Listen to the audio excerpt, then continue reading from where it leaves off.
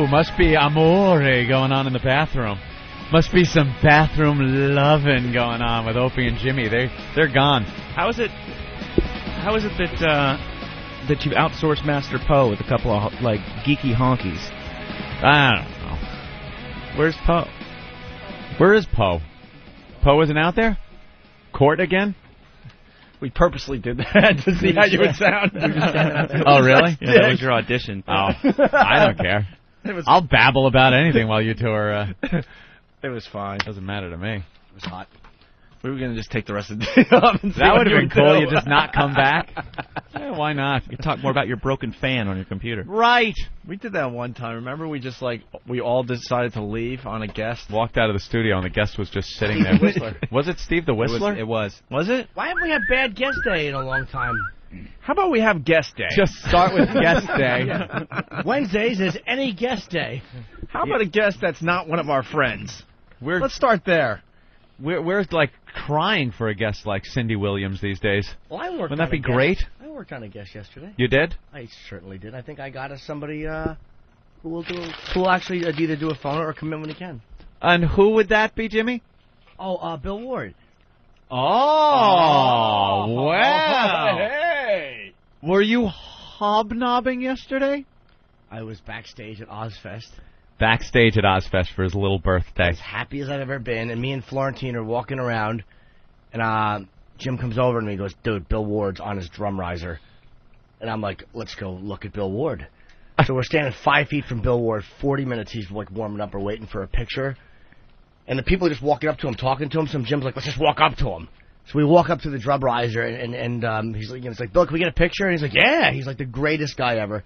So he stands up. Of course, I run up. He brings me behind on the drum set. I'm on Sabbath's stage. This is like 3 in the afternoon. I'm standing in his drum set.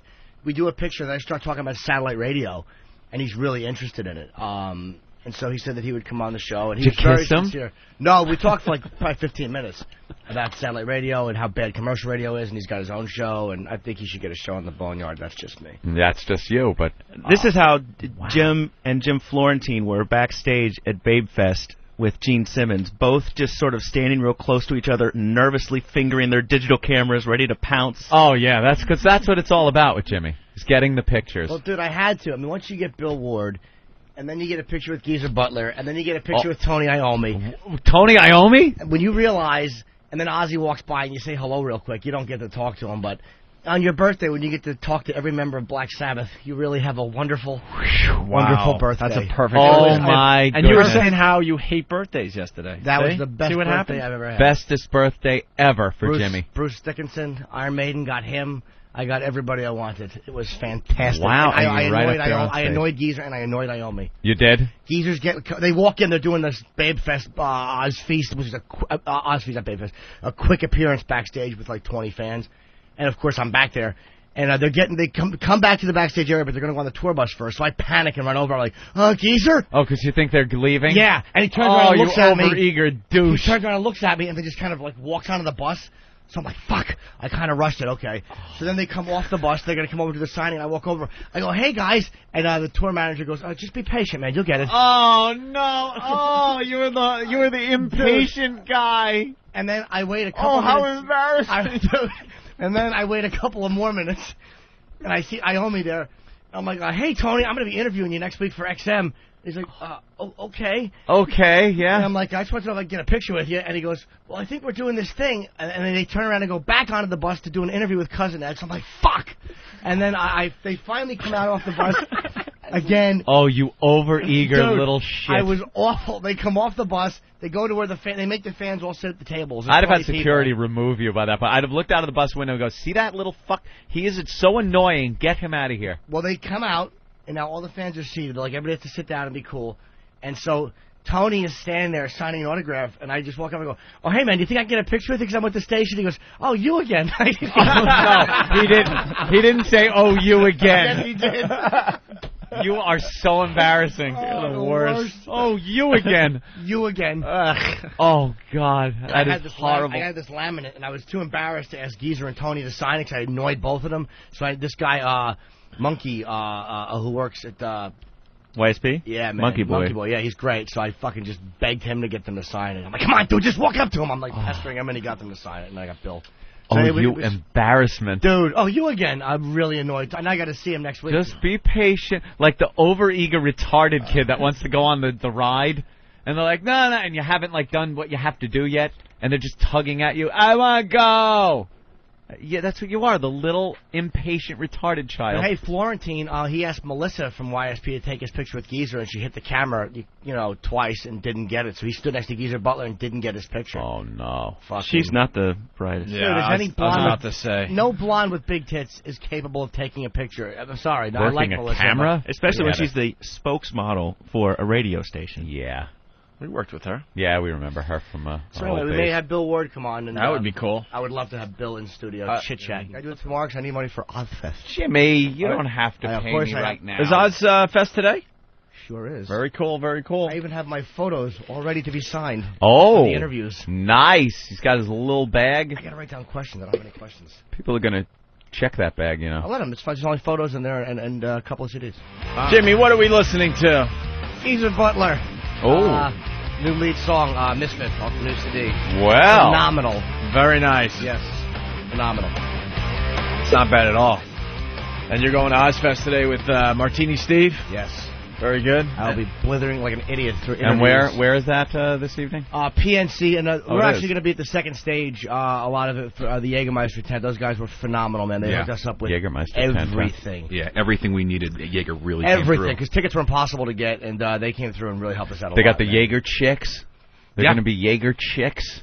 Whole big cookout. There's going to be food, all kinds of food, all kinds. Obviously, I'm not drinking today. I don't think anybody else. Hope is not, either. because you're driving. Oh, I am. Yeah, my car's 6 months late on inspection. Yeah. It is. No, I'm sorry, 7. Why haven't you gotten your vehicle inspected? What happened was the man was really big. Yeah. I drove away. You obviously don't park on the streets of New York City. Because mine is up, and I'm taking care of it, because these bastards, we've talked about them, not only do they give out meter tickets, they also walk around and just check registration stickers right at midnight. Last time I got caught at midnight. My inspection was up 1 minute, according to the ticket. Really? And there's assholes out there who go, well, technically, it was over. Nah, that's just being a scumbag. Yeah, I mean, there's a point where they're just being complete scumbags and looking for cash for the city. I've had my vehicle for about a year. I think next month it'll be a year that I've had it, and it has never, ever had an inspection sticker on its windshield. And you haven't been pulled over for that? Nah. You're lucky, man. I've had it there. It actually has gotten me out of bigger trouble a lot of times. I was speeding once upstate, doing a 90 and a 45, and I got pulled over, and I actually got out of the ticket. The guy decided to just write me up for the lack of inspection. It's like, okay, I said, I don't have any points on my license, and you could check, which he did. He went back to the car, checked it out. He goes, all right, I'm going to write you up for the inspection, though. Hey, go ahead. Pay that one off, no points. I've gotten out of a couple of things making illegal turns, like the moving violations, the ones that give you the points. If I could trade that off for uninspected, do it every time. So I haven't put an inspection sticker on my windshield. Jesus. I got to get shorts. It's hot. It's going to be hot. It's going to be the hottest day of the summer. Jimmy can't comment because he's taking a dump. Randy, what did you learn on the show today? I learned nothing because I just don't listen very well. Very good.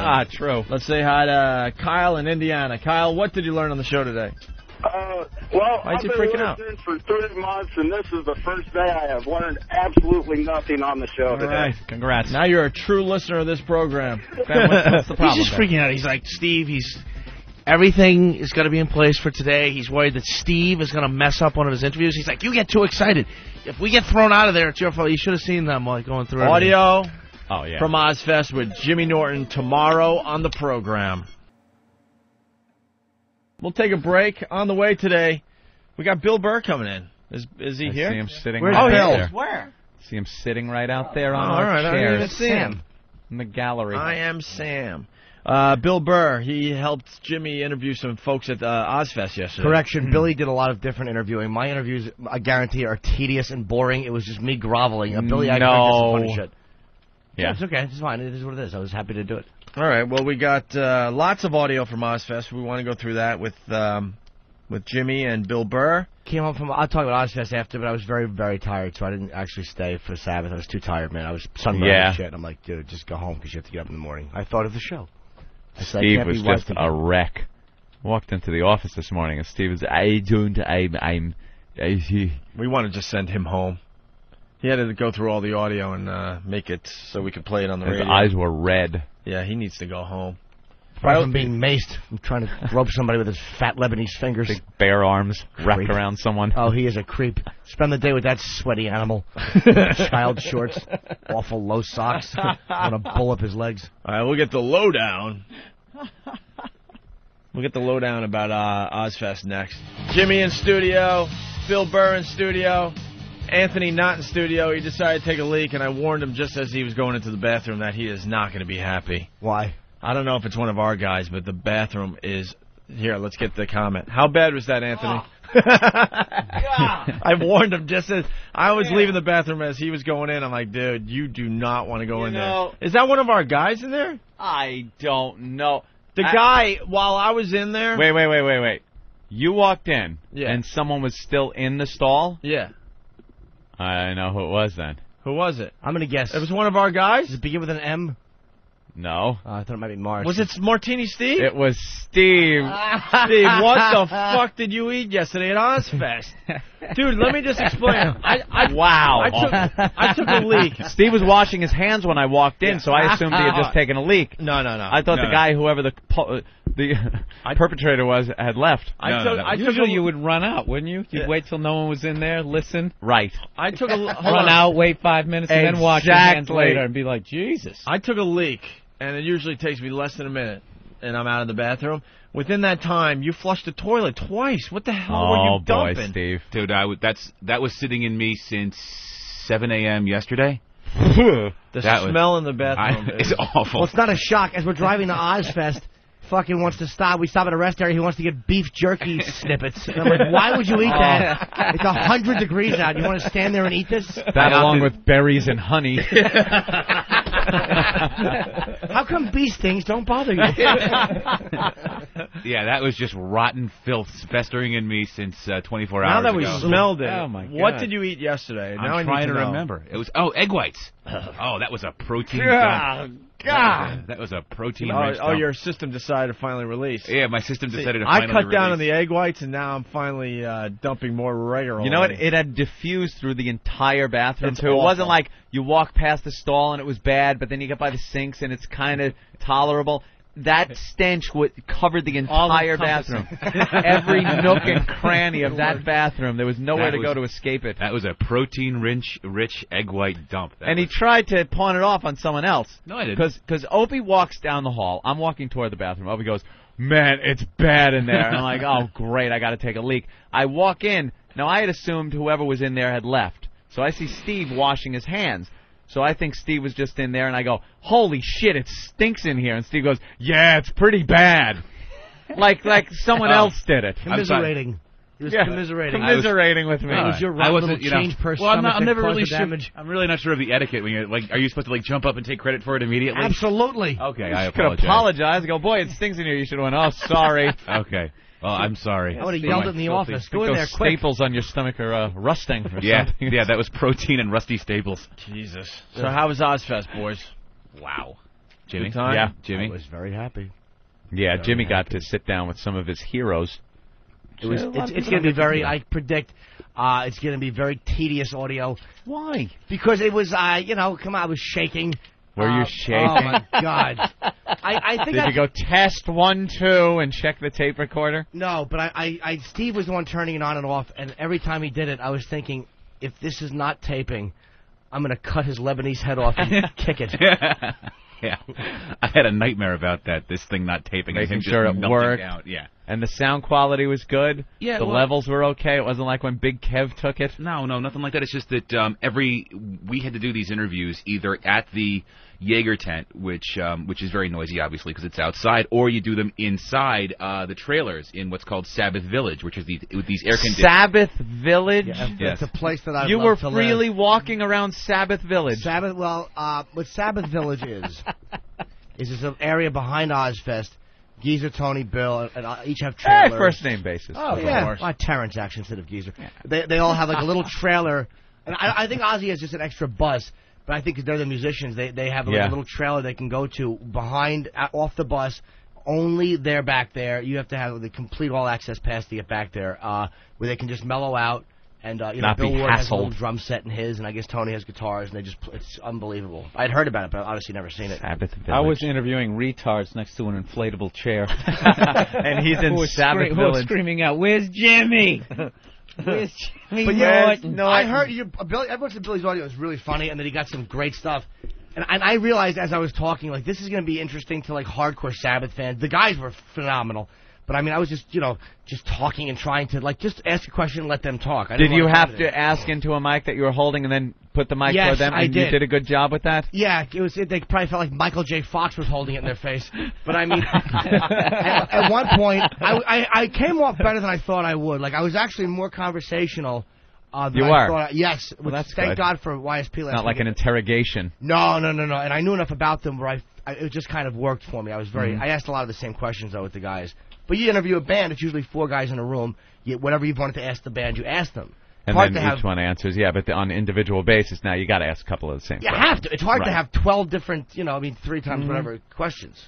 12 different ones. I hear you. Right. Well, why don't we play some of this audio? We start with Pete, the O&A fan. Is this Bill Burr's audio? No, this is I did a few before, and then I handed the mic off to Bill, and then we left Jimmy. We left Bill at the Jaeger tent, and then Jimmy and I went off into the Sabbath one. Jaeger Village. Excuse me. Jaeger Village. Yes. Is this before or after you ate the rancid possum? Long after. Oh, after? Okay.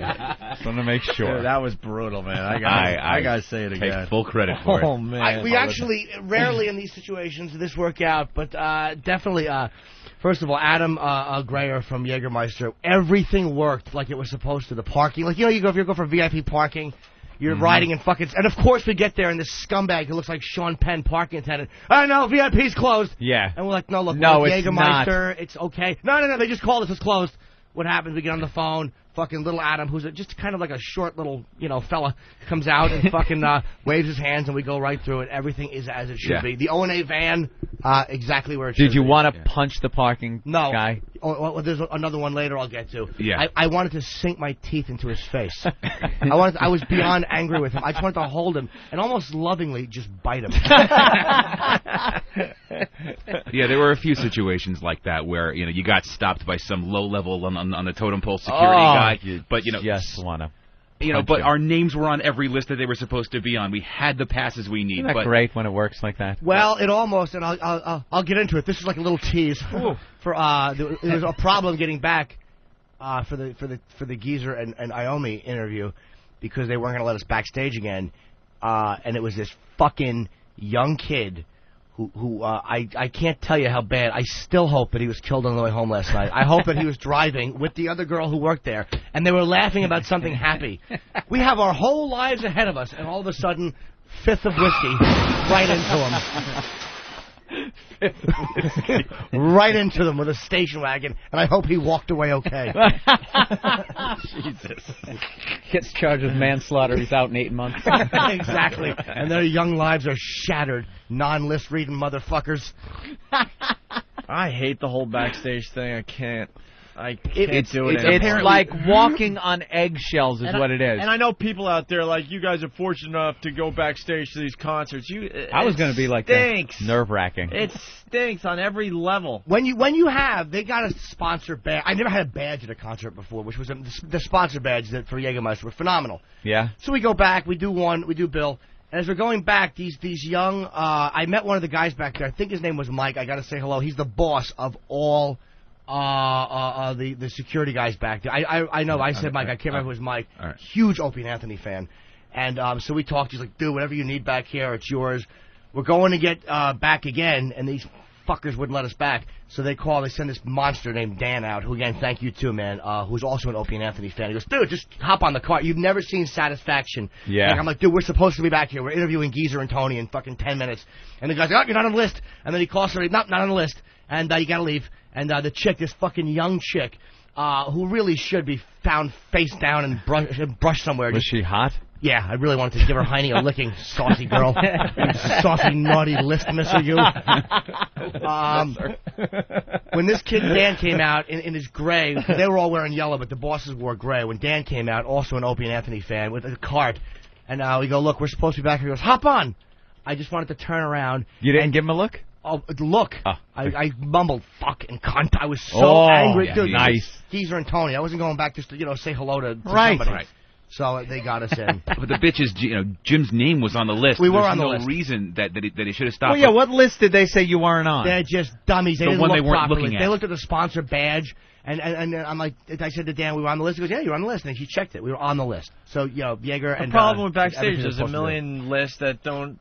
They're all different. Also, this year, apparently, there's 6 or 7 different laminates. I mean, normally there's one all-access laminate that you get. There's 6 or 7 different ones, and these poor kids are looking at these different pages, at these different... Poor kids, he's calling them. Yeah.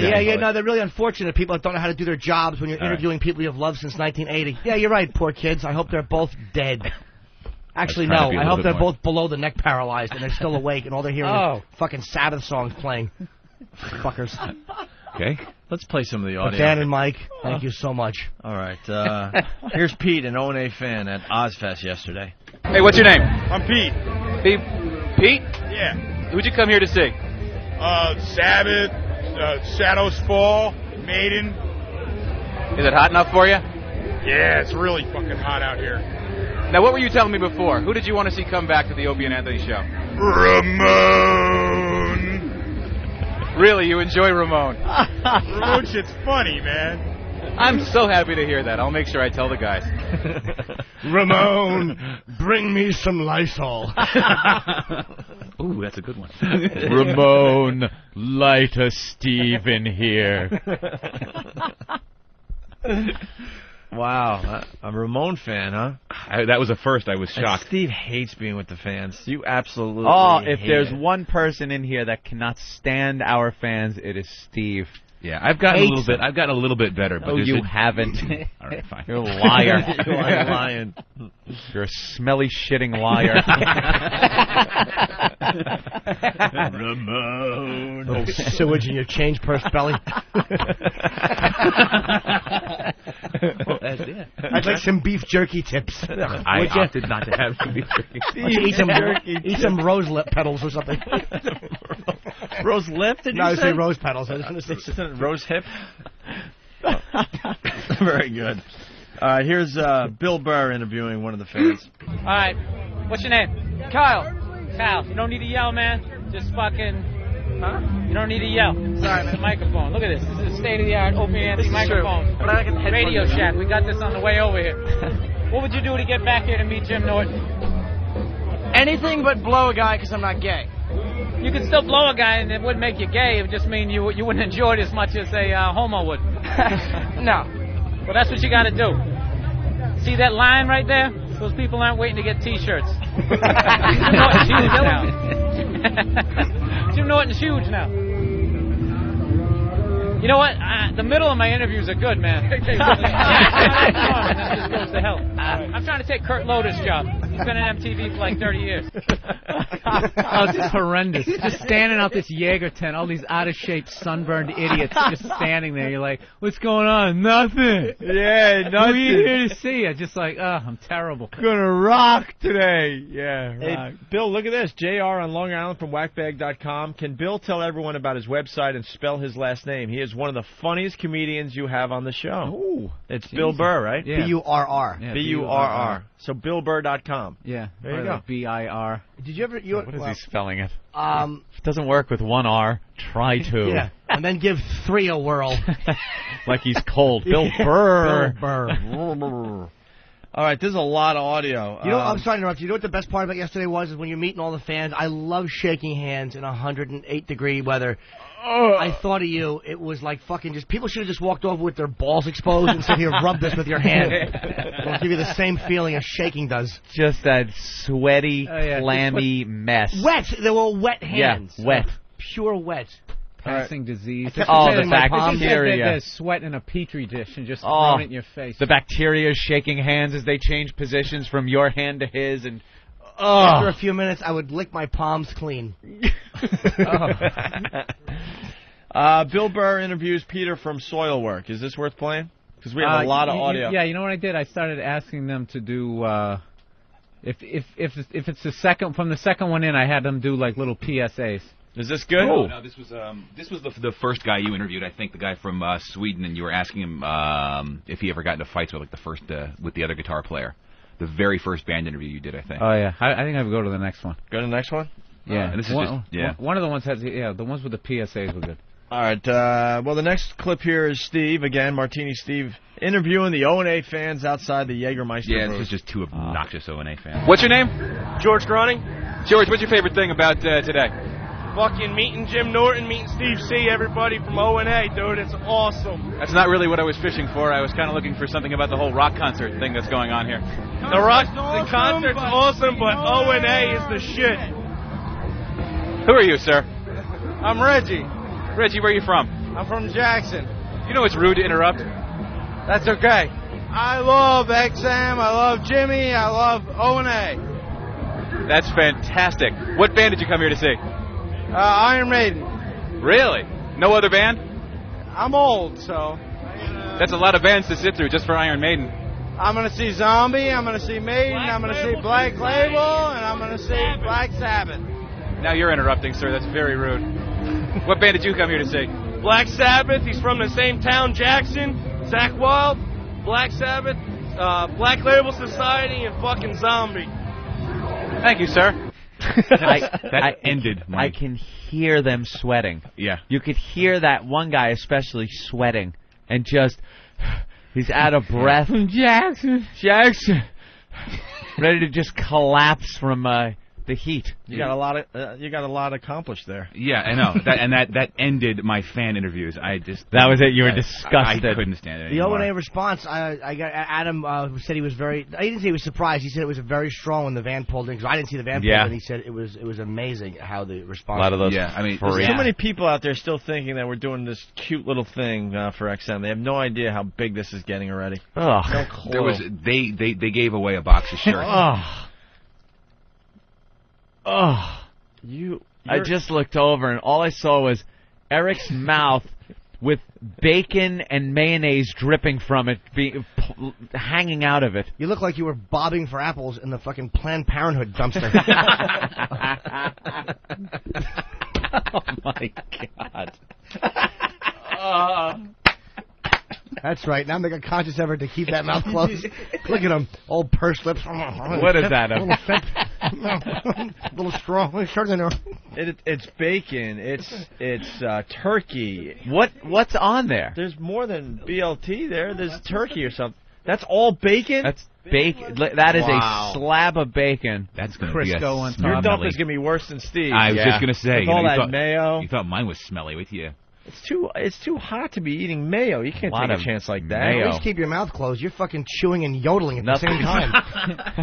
He's got mayo packets on the side just in case he needs more mayonnaise. Nothing better on a hot day than pork. Eric's innards, I'd love to get in there and just look around. One time we were just chit-chatting. He was having a sandwich, and there wasn't quite enough fucking heart clogger on his sandwich, so he sucked the mayo out of the package. Did you really suck the mayo out of the little mayo packets? He does that just about every day.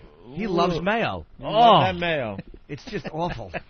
He doesn't like the waste either. It's not good. No. You should be a big fat guy. With all the stuff you eat. He's young right now, but you wait, Eric. You give him a few years. How young a lad are you? 27. What? 27. 27? And he's already been in radio, 12 years? 10? I knew you started young. 27 is when you start to go down. The big 3-0 is when the body starts changing. The stuff you were able to do in your 20s, you're not able to do in your 30s because it just packs it on. A few years, you're going to be singing WOLD by Harry Chapin. How you got a tie around your gut and you're doing high school? All right, we got enjoy. We got some audio from Zakk Wylde. There's so much here. I don't know which ones to play. What do you think, Steve? Let's see. What tracks are the? You got. How are you dealing with the heat? Is that good? Nah, that was at first just because Zakk and his whole crew he rolls with are all dressed up in tight black leather, vests and. Did you just say his crew that he rolls with? You got to see these guys. Yeah, I did say that. Sorry. He's got his whole entourage is roll. Ramon, bring me some hip hop dialect. That was hip hop. That was worse than that shit you just took. Wouldn't you just say the guys he hangs out with? Yeah, he's rolling with. But he and his boys, word is bond. We're very hot. His posse, if you will. Correct. Let's see we gotta hear from he rolls with. Give me that sandwich. I want to mush it in Steve's eye. Zakk to the wild. Zakk to the wild. Oh, he talks about. No, Zakk, y'all been playing for quite a while. Y'all been representing. Jesus. You're finding it hard to hold it down. I want to paralyze you with a rock. I'm sorry, Jim. I'm sorry. I want to hear, is there the opening salvo, the first question, no matter what it's about or anything? I just want to hear Jimmy's first question. Zakk just started talking. We did Bill Ward first, and then we did Zakk. And Zack's an animal. He's familiar with the show. Yeah. He bathes, I'm sure, at times. He's just a sweaty, and he doesn't care. I mean, he sits down and he just starts going. Yeah? Yeah, Zakk doesn't care. We asked him, easy interview. Good. We asked him about the whole Dimebag thing. Like, has he changed the way they deal with touring or security since the whole Dimebag? Oh, that's a good question. Well, I had a stupid moment with that, too. I didn't know. I've seen part of the video. It's called In This River. In This River, track right. 7, yeah. It's a really cool video, which became like a Dimebag tribute. But I didn't know. Someone told me that those were Dimebag's kids in the video because I saw it for a minute in Camden at that Ozzfest. So I asked him about that, and it turns out Dimebag didn't have kids. So I felt like a dick. I mean, he wasn't a dick about it, but I was like, ugh. All right, let's go to the audio here. Whoa.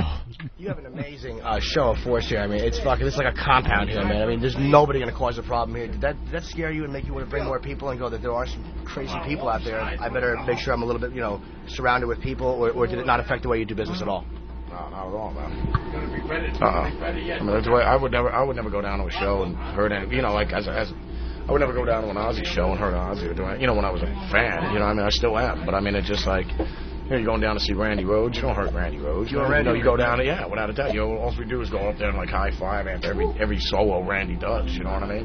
Because you're seeing greatness. You know what I mean? So there you go. I already hate my own voice. Jimmy. I'm listening to this, and I'm wishing that Steve would just have the fortitude to take my head and crack my teeth against the console. You did dude. Fine, Jimmy. Security compound. Fucking rambling asshole. I love it. Happy to be there. Now I can't wait to hear more Jimmy. It's awful. You are really a stammering ass. Dude, and there was one point, I mean, with Zakk, I wasn't that nervous because Steve was holding the mic. And it was good, too, because sometimes I would ask a question, and then he would hold the mic by my mouth while he just went into a fucking place where he's scooping honey out of a pot. Fucking creep. And Zakk is talking, and I actually had to move his hand once. Like, the one with the mouth moving and the sound coming out of it? That's the one you hold the mic on. That happened once. Large grizzly. Let's go to Kevin in Philly. I guess he's a new fan. Kevin, what's up? How you doing, guys? I'm just a little curious about the story behind this whole Ramon thing is. What, buddy?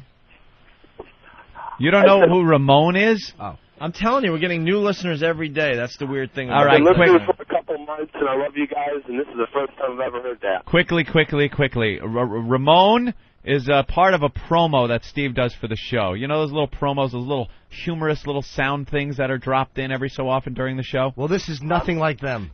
Hey, we can play a quick Ramon promo for you. Listen to this. Hold on. I'm going to play a promo Rich for guy you. and his houseboy is what it is. Ramon is the houseboy. Let me play this, and then we'll explain. Hit it. That's great. Welcome to the Opie and Anthony. Ooh, it's in my shoes. Ramon, clean this up. See?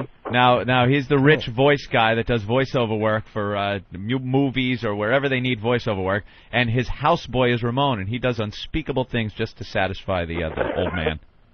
Great. Sounds good.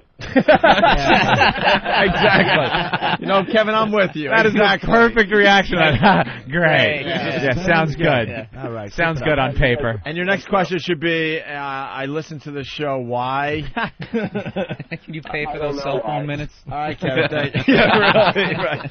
All right. Anything else from the Zakk Wylde interview we want to play? Anything else? How about anything at all? It was. I'm telling you, I'm a bad Anything interviewer. with Jimmy on it. Nah. Well, there's so much audio. I don't know if we could get to all of it, so I'm trying to just get to the. Talks about going with double duty with. He's very respectful towards Ozzy.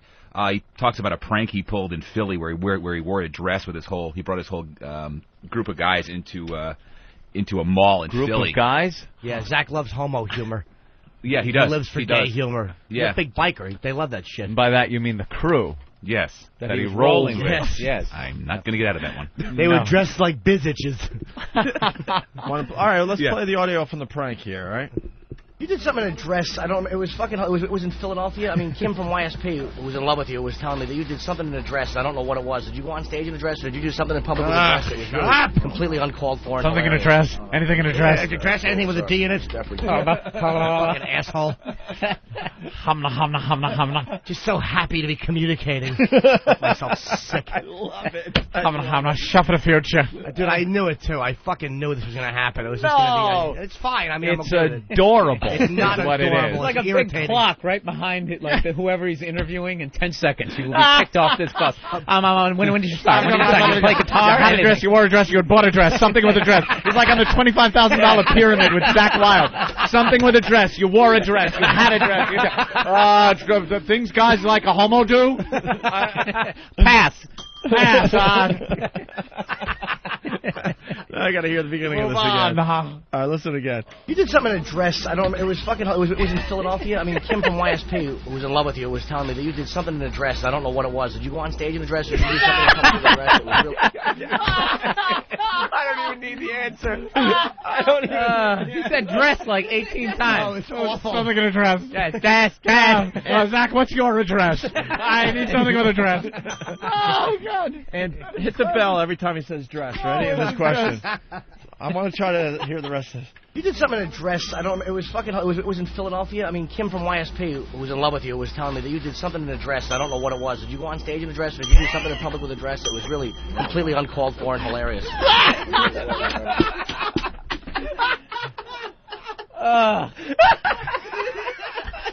He tried to like reshape that question every time he started to ask it. Like, no, that's not the right approach. Let's try this approach. I'll try this approach. Abort! Go this way. Someone else told me about the dress. No, I knew about the dress. It was hysterical with the dress. Women wear dresses sometimes, and we. You're a fan of the birdcage. Oh, is that fantastic? We're smashing your face. We should have been down there helping out with this whole thing, but you could hear his little heart pounding. Oh, he's freaking out. It was. You kept waiting for them to realize. Wait a minute, you're Jimmy Norton. Go away. Just leave. Old Jimmy Norton. Oh, kept waiting for my professional mask to fall off. You did something in a dress. I don't. It was fucking. It was in Philadelphia. I mean, Kim from YSP was in love with you. Was telling me that you did something in a dress. I don't know what it was. Did you go on stage in a dress, or did you do something in public with a dress? It was really completely uncalled for and hilarious. See, I think when he goes, it's uncalled for. Oh, fuck, that's going to piss him off. And hilarious. Uncalled for. And hilarious. Don't hit me. Don't kick me out. Don't kick me out.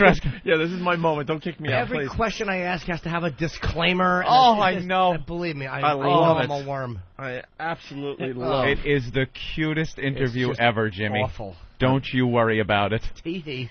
I love this new character. Stuttering Jimmy. Want to hear the answer, or? Oh, who cares about that? I know, that's what I'm thinking. Here's Zakk Wylde.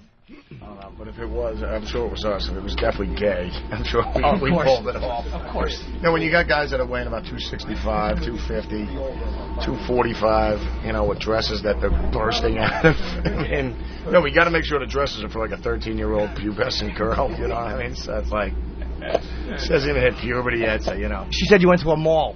You were in a mall or something like that with a dress, and you had like your chain wallet. She said it was like the most ridiculous thing she'd ever seen. That's where it was at. Yeah, it was out in Why are you talking so fast? Oh my God, We it's a haven't mile a minute, Jimmy. Was it a Are you strip mall? Was it a big mall? All kidding aside, were you just Lots of space freaking? in this mall.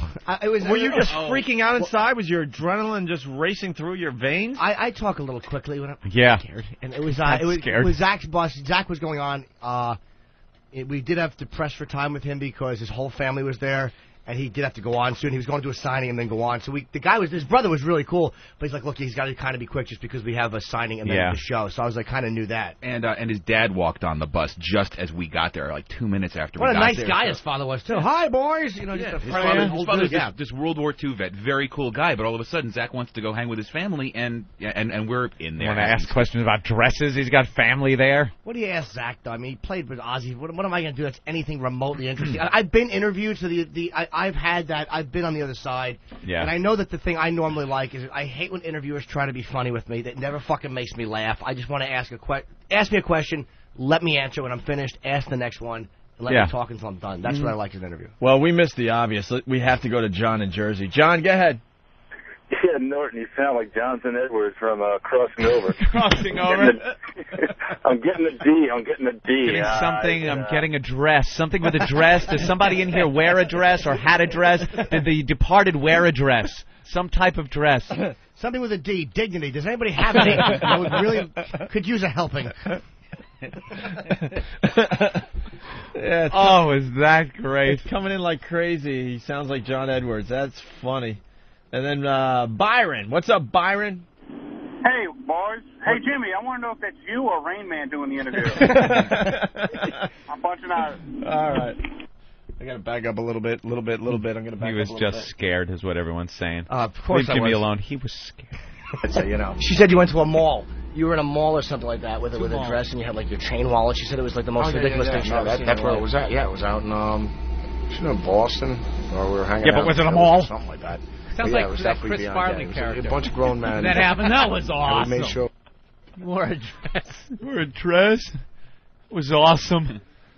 But yeah, it was definitely beyond gay. It was a bunch of grown men, and we made sure, we went to like a Victoria's Secret and just got the most insane. No, where you just, I can get you in the smallest stuff that like a 13-year-old will wear. Oh, of course. And you're just bursting out of these dresses and everything like that. It was Good, awesome. you just gave him an idea. Thank you. 13-year-old at Victoria's Secret. That's nice. Yeah. All right. Are we done with Zakk Wylde, do you think? Anything else that comes to mind here, guys? Great. Yeah, I think that's it. I think he was just really. You realize that he's very respectful towards Ozzy. So if Ozzy asked him to come back and stop doing what he was doing, he'd go and do it. And in a second. Yeah. In a second. And they're doing really well, man. Jimmy, anything else you want us to play from that? No, it's fun, man. It was just he's fun to have in the studio because he's just an animal. He's a fucking animal. We must save those. Go through the questions. Oh, no, we got tons more. We got the Bill Ward interview, the Tony Iommi interview, and then we got some more of the Bill Burr stuff. I got to say... best thing I got people to do PSAs. That I want to hear. Yeah. All right. PSAs. Should we take a quick break? What do you got there? I was just going to say, these guys, we obviously play only small clips, Bill Ward gave us over 30 minutes total. Iommi, who was the shortest, gave us almost 10 minutes, and Geezer 17 minutes. These guys gave us a lot of time. And I got a plea from Sanctuary Records, Kevin, how do you say, is it Chairmate? Tremonti. Tremonti fucking hooked this whole thing up. You can't get near Sabbath on show days. And he used all of his powers and all of his skills. All of your skills. And he was there for us the whole time, man. Kevin, thank you so much for helping us at Sanctuary. It sounds like you had a great time. Dude, it was fucking... Dream come true. Between all the guys at Jaeger, Adam at Jaeger that helped us, all the people at Clear Channel that got us passes and passed all the guards, the security guys, everything fell into place as it should have. First time it ever actually all worked. Yeah. It never always works. And at this time, everybody was on the ball and fucking helped us. Always getting screwed, always walking on eggshells. Except for that one cunt.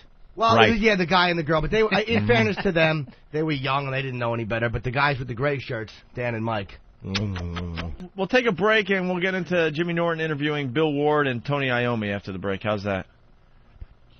And I don't know where the geezer is. It's not cut up yet. It's not cut up. Oh, it's not cut up? All right. Did we get pictures of you in your outfit for Ozzfest? That's worth... Where's my outfit for Ozzfest? With your big shorts? Oh, my high socks. Are you wearing your big shorts yesterday? I know, but I was just... It was going to be Did hot. you have on one of those studded... a falcon's gonna land on my forearm, Judas Priest. Oh, like that fucking Big J, that fatso. Stop trying to look like you're fucking a biker, Jay. I know. We drove away in like a caravan too. That's the funniest thing. He drives a Saturn. Fucking, I never heard it Dressed put like that a biker. way.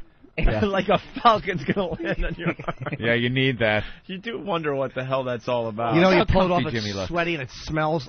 Yeah, there's pictures from Ozzfest with Jim Norton and Bill Burr and Get that Martini calf. Steve. It's up on opieandanthony.com, foundrymusic.com. There you go. Jim patiently waiting for his interview. I would like to paint the back of your calf black and watch it march 70 miles to mate. Nothing? I liked it. No one was near the mics. Damn penguin it. joke. I liked it. Sounded like a bomb. All right, here we go. As long as it sounds like a bomb, you might as well put it in the bomb. Billy has to go, so we got to play this stuff because I do have big calves. Yes, you do. All right, Bill Burr from Ozzfest yesterday. Is this you with the drunken O&A fans? Just do the ones with the Well, this is a quick interviewing like. This is a quickie, and then we'll. Okay. Can I do Bob Shepard? Sure. All right. Ladies and gentlemen, may I have your attention, please? Now, batting, number 79, Pat Battle. Number 79. Oh, that party rock! Fuck Howard Stern! Where's Ben's big hog? Yo, where's Daniel, yo? Oh, my Every God. day, every day on XM Radio, cash up my niggas, Opie and Anthony. Shake it up, hang it up, man, beauty man, shake it up, shake it up. You should have seen the film on this one guy's tongue. Really? Oh, yeah. And it's just like he had just rubbed the whitest Elmer's just glue on his I tongue. literally, I was 10 feet away and I just started taking steps backwards. Yeah, when he you did- don't want that it's flying disgusting. out at you. You know what you should have done? You should have scraped your fingernail along the back of the tongue and then sniffed it. Oh, God damn, stop it. That is funny. I could not be happier that during that very moment that was happening, I was locked in my house. I was home. I was nowhere near that place.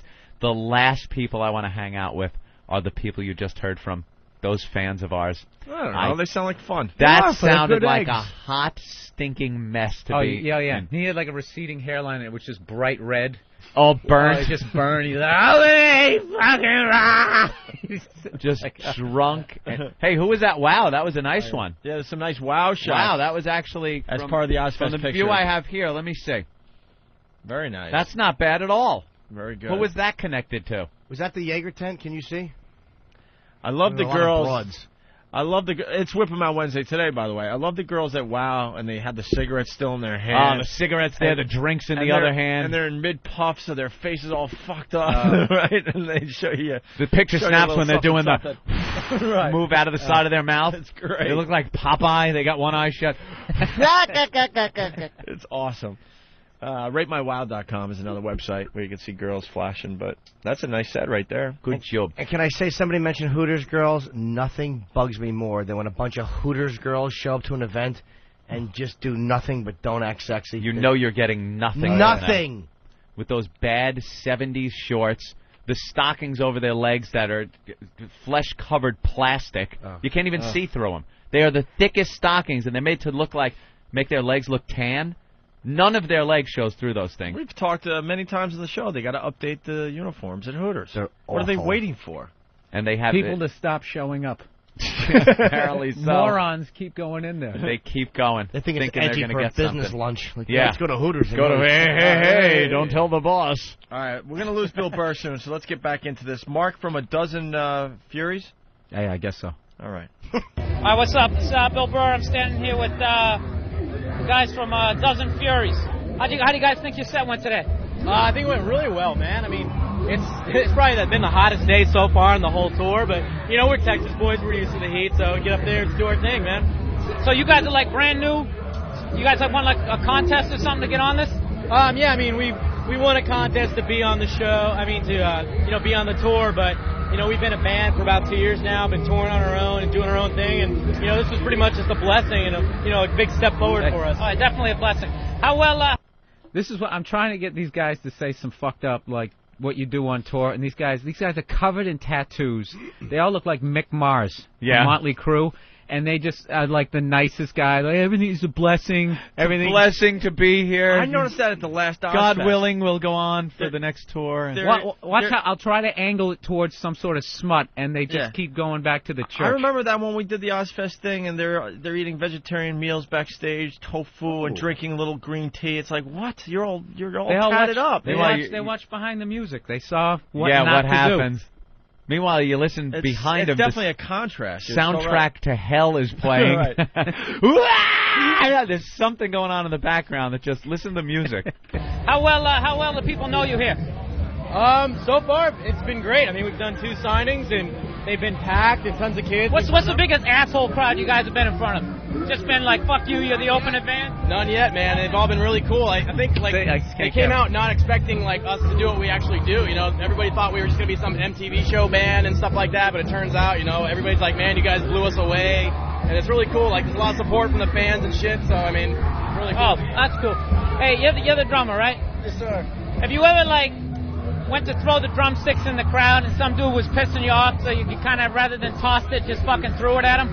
Not really, man. It's just nah. Look out there. So many people. No, I could put an eye out, and we wouldn't do things like that. I make sure it's a rubber tip. Yes, we have special styrofoam drumsticks that we throw out so as not to injure any of our loving fans. Wow, they were not biting. Even these hardcore bands have become PC. We're the MTV. Oh, it gets even better. I started as far as look out there. So many people. It's hard to really focus on one person. So it's who gets the most pussy. None of us. We're all taken, man. We're in loving relationships with lovely women. It's just the most anti rock and roll band. Yeah, we're all good. Jesus we're all good Christ. boys, dude. You guys are the tattoos. I'm thinking it's just going to be maniac going back there. You guys are all committed? Oh, we're all committed. Anybody got a baby on the way you want to announce? Singer's got a daughter already. So, yeah. The rest of us What's her name? Madison. That's a beautiful... and the names of their kids are even safe. Madison. Destined for a poll, though, if you name a kid Madison. You know what Zakk named his son? What? Hendrix. Hendrix? Jimi Hendrix. Really? What a fucking animal. He's still the real deal. He's an animal. But these newer bands, Billy, just beautiful. Beautiful. Trying. I got him to do a PSA, though, in the end. What's her name? Madison. That's a beautiful name. Hey, we're doing a skin cancer awareness thing here on Opie and Anthony. So if you guys could just say something to make, the kids aware about skin cancer, just wing it, anything. Throw a couple of fucks in there so the kids will listen to it, Dude, we are out in the sun all day long, every day, and we put on sunblock probably 5 times throughout the day, man. You gotta take care of yourself, gotta take care of your skin. Start over again, just throw a couple of fucks in there. Seriously. Yeah, they're crazy over there. Man, start over again, alright, just say for, skin cancer awareness. Alright, man, we're fucking cock fags, and we put on a lot of sunblock. Fuck. Yeah. We're out in the fucking sun all day long, man. It's just fucking beats down on you, and dude, you gotta fucking take care of it, dude. You gotta wear sunblock, you gotta wear it over and over again. Especially you want to keep the tattoos fresh, dude. You need to tighten it up. Just tighten it up, real quick, Wear your fucking sunblock. Bitches. All right, guys. All right, listen. Bravo. What a fucking great angle. idea. Make them do with each band.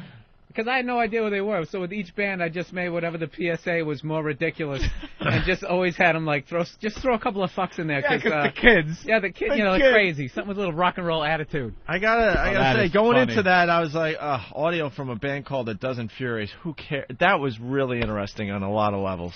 Oh, they good job, Bill Burr. Thwarted me. You ever have an orgy? More just like one-on-one, a connection with somebody. I gotta have feelings. Very monogamous.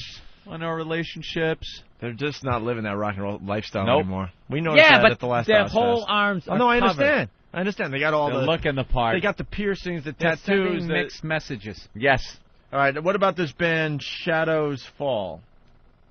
Yeah, same shit. I just would ask them questions and would go nowhere, and then I just have them do a PSA. Well, we got to listen until we get to the PSA. It's Brian from Shadows Fall. Yo, what's up? It's Bill Burr, Opie and Anthony Show. I'm talking to Brian Fair from Shadows Fall. Great set, man. How'd you feel about it? Oh, it's been awesome, man. The whole Ozzfest is just incredible, man. Sharing a stage with Maiden and Sabbath doesn't get any better than that. Yeah, it is. How the hell do you sing like that for so long? Man, I yelled at my dad like that for about 20 minutes one time. I couldn't talk for 3 days. Yeah, I'm used to it for yelling at my girlfriend that much, so, it builds it up. You gotta build the strength, Oh, you know what? We're gonna do that drop right now. You know what's good? Glad you brought that up. We had Open Anthony's doing like a thing for like domestic violence awareness. Yeah, somebody kicked the shit out of their girlfriend in like Newark or something. So yeah, so just ad lib some sort of drop and not do domestic violence to your girlfriend or whatever, and it's kind of weird, but toss a couple of F-bombs in there just because our listeners are retarded. So, but just try to keep the good message. So just say this private show's fall and something, or what? Yeah, just don't beat up your girlfriend. And just, Oh no! This is such a great gag. You rock, Bill. Oh. Domestic violence. You're gonna have to come back and redo this new gag, right? This is your thing. So just say this private show's fall and something, or what? Yeah, just don't beat up your girlfriend and just fucking don't beat up your girlfriend or something like that. What's up? This is Brian from Shadows Fall. Man, you gotta stop punching your girlfriend out there. Save that shit for the bedroom. That's where it's at. But don't take it to the streets. Okay, do it again. Just throw like one fuck in there. I swear to God, they're idiots. What's up? This is Brian from Shadows Fall. Just say, stop hitting your fucking girlfriend, you idiots. All right, save the violence for the bedroom. All right, cool. All right, man. So where do you guys go from here? After this, where the hell are we tomorrow? We're 2 days here, and then we got. I don't even know where we go. I don't even know. I get the bus, and they bring me where I gotta be. That's hilarious. What do you think about playing out here in the parking lot? Do you think it was gonna be more like a seated area? Because I know I did. I was kind of like. We're on the main stage, so that's it. I like the parking lot vibe actually better because there's no seats in the way. Kids can go crazy. That's the thing. We're gonna be playing where there's seats, so it's a little different, but it works out. How long you guys been a band for? Almost 10 years actually now. Oh, good deal. You got a new album or anything coming up? The War Within, right? The War Within's been out for a little while. We're going to be doing one more tour after Ozzfest and then working on a new record, so keep an eye out for that. Dude, that's awesome. Well, always keep us posted, man. Thanks a lot. Thanks for that domestic violence drop. No problem. All right, cool, man. Thank you. Very nice. Shit, is that funny? Don't beat up your fucking girlfriend. Yeah, F-bombs. They're idiots. Save it for the bedroom. Save it for the bedroom. What? Punch her in the bedroom. Oh, God damn, is that funny? That's really good. We got one more here from Peter from In Flames. Yeah, these guys. Hey, what's up? It's Bill Burr, Opie and Anthony show. You know that because you're listening to this shit. I'm with the bass player from In Flames, Peter Iwers. Hey, how was your set today, man? It's going to be fine. We haven't played yet. But you haven't played yet? All right, we need to start that again so I don't look like I... Hear that? You go, no, yeah. Fuck it. Just keep going, man. I'm like a retarded... I got no reference there. So how do you think your set's going to go tonight? You looking forward? Are you on the main stage? Yeah. Are you over there? I think it's going to go great. I mean, it's we always put in 150%, and it's a bit different playing from for sitting down crowd, but still it's going to be great. So far, all the shows have been amazing, so I'm pretty sure today will be as well. So you guys are like your vibe? You come more mellow, melodic? Is that like how you guys are? I think we're metal. It's hard to categorize us into one thing, basically. Okay, all right. So you're not like Iron Maiden meets, like pitch movies and stuff. You like Iron Maiden meets. I guess we could say that, but it would be unfair probably to just categorize it into one. I don't like that. We're a metal band. All right, that's cool, man. That's cool. How long you guys been playing? A long time now, since I think it's like 12 years. Something. The band's been like 12 years. Out of everybody in the band, if you had to kill someone, who would you kill? Myself. You kill yourself? The road's starting to get to you? No, but I mean, wouldn't be fair to the others otherwise. Choose one. Oh, God. No one would go with it. No one wants to commit. Wouldn't be fair to the others. Ugh. Wouldn't be fair to the others otherwise. Choose one. I like this guy. This guy, I can tell you're like the peacekeeper in the band, right? You're like the mellow one. Listen, man, we're also doing, this is kind of a side thing. We're kind of doing this benefit. Somebody beat up a special needs kid in, Newark. And so we just want you to just say, just give a shout out to the kids so they know not to beat up somebody with, special needs, So just, just say, hey, guys, it's not cool to beat up with somebody just because they're different or whatever, Just like a quick kind of like a soundbite. And it's kind of weird, but throw a couple of, fucks in there just because our fans are kind of retarded, you know what I mean? So you need to, then he says rock and roll, So just wing it. Hey, guys, this is Peter from Flames. You should treat everybody equally and don't beat anybody up or do something bad to them just because they're different. Everybody's the same. Okay, that's totally the perfect vibe. Just throw in special needs and throw in 1 or 2 fucks. The F word. Yeah, it's kind of, like I said, they're retarded. Same thing again, or what? Yeah. hey, this is Peter from Flames. Treat everybody the same way, even people with special needs and everything like that. Don't fucking go and do any bullshit and start beating people up because they're different. Treat everybody the same, dude. That's beautiful. And the kid's name is Russell. Just give him a shout out. Same thing, a couple of fucks. He's a big metal fan, so it'd mean a lot to him. That's the kid who got beat up, Russell, from Newark.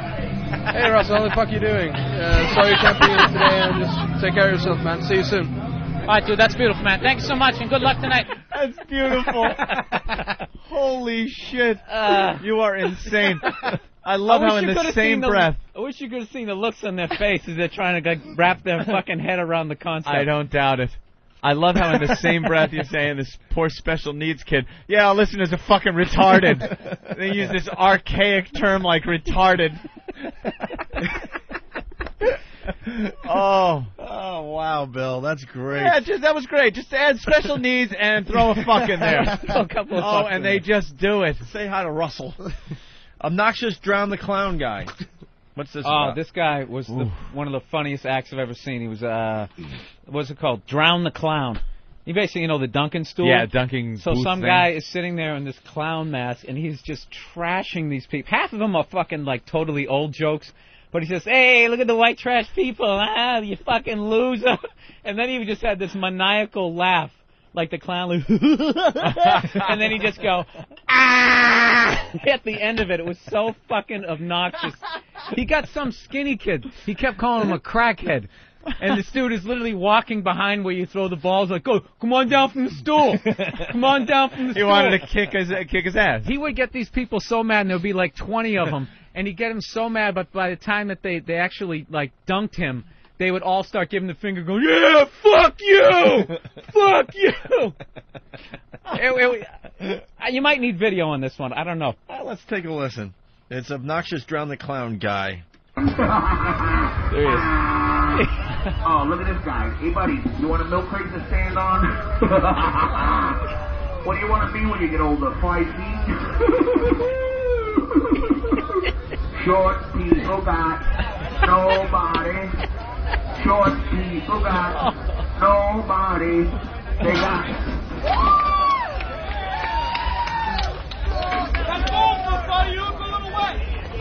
All right, and then he's taunting him. Look a little wet. I'm not short. All pissed. Here's Obnoxious Drown the Clown guy. I guess a chick with no boobs was in the area, huh? Hey, Blondie, I know you love me. You just don't know it yet. Oh, baby, doll. You been to CBGB's before? Yeah. You know why I can read your shirt? Because you're a carpenter's dream. Flat as a board and easy to screw.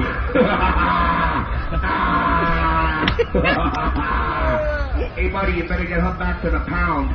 The feeding time's over. It's kibbles and bits time. Kibbles and bits, kibbles and bits. I'm gonna get me some kibbles and bits. Come on, play the game, losers. Hey, sweetheart, I got one more joke for you. Sweetie, hey, G.I. Jane, look at me. You got such beautiful blonde hair. Why'd you dye the roots black?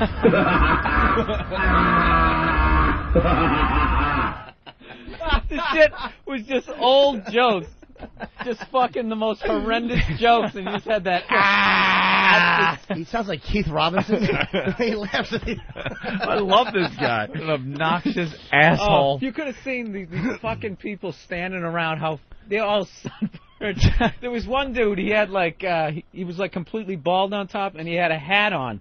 And I don't know if he lost his hat, but his face was like Puerto Rican brown, right?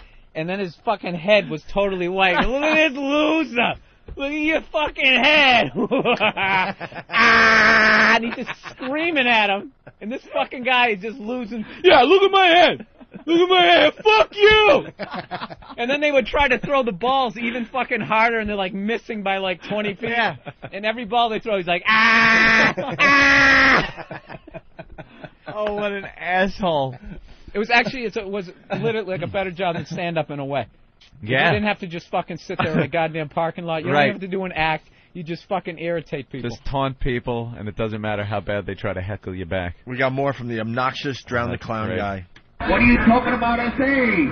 What do they say?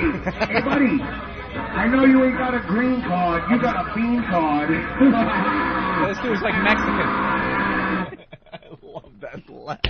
Can we isolate that? I want that on my machine. He the worst. Get that on my machine. All right, another loser that he was making fun of here. Run. What are you going to do? Look. See you later, loser.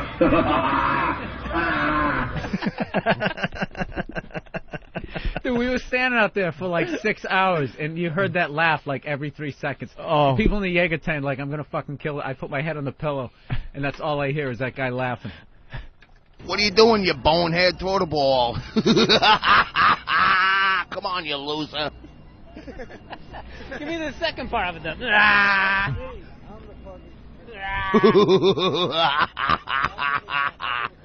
Oh, he wouldn't do the laugh. He could only do the laugh when he was When up he's on sitting the, there. Yeah. He probably doesn't even know what you're talking about. Yeah. The part. You know what you look like with that red shirt on? This is Big You J. look like a fire truck. Coming through. Woo! Come on, fat boy, put some weight into it, knock me over. It takes 2 women to hug 'em and a U-Haul to lug 'em.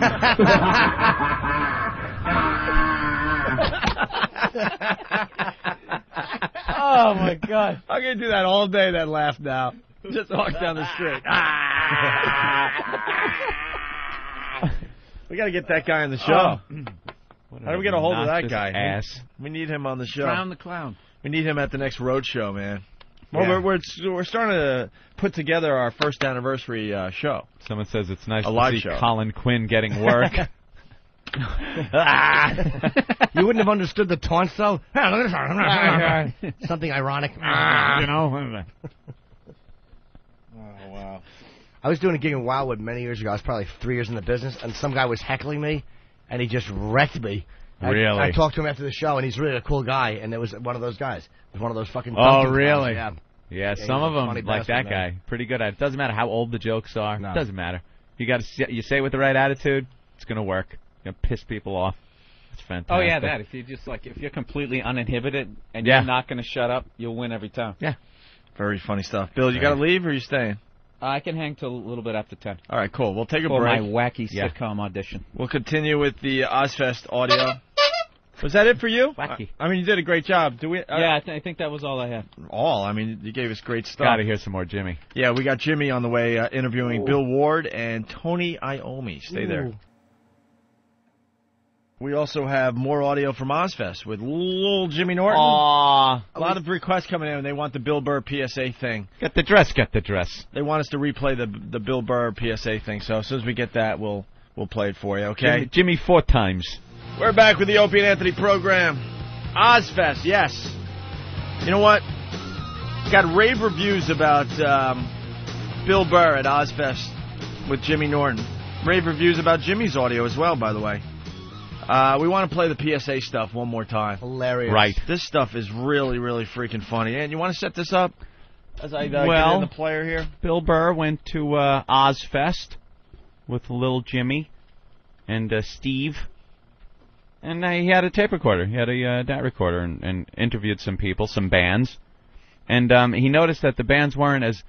They didn't really have the rock attitude, you know? You ask them cool rock questions about the tour bus and chicks and the drugs.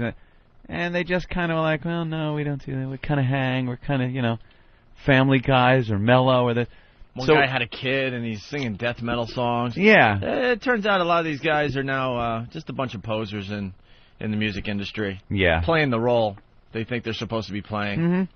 So we started asking him to do these PSAs for things that didn't really exist for our show. Because the interviews were, they were pretty much whatever type of interviews. Uh-huh. And Bill decided to turn it around and have some fun with these guys.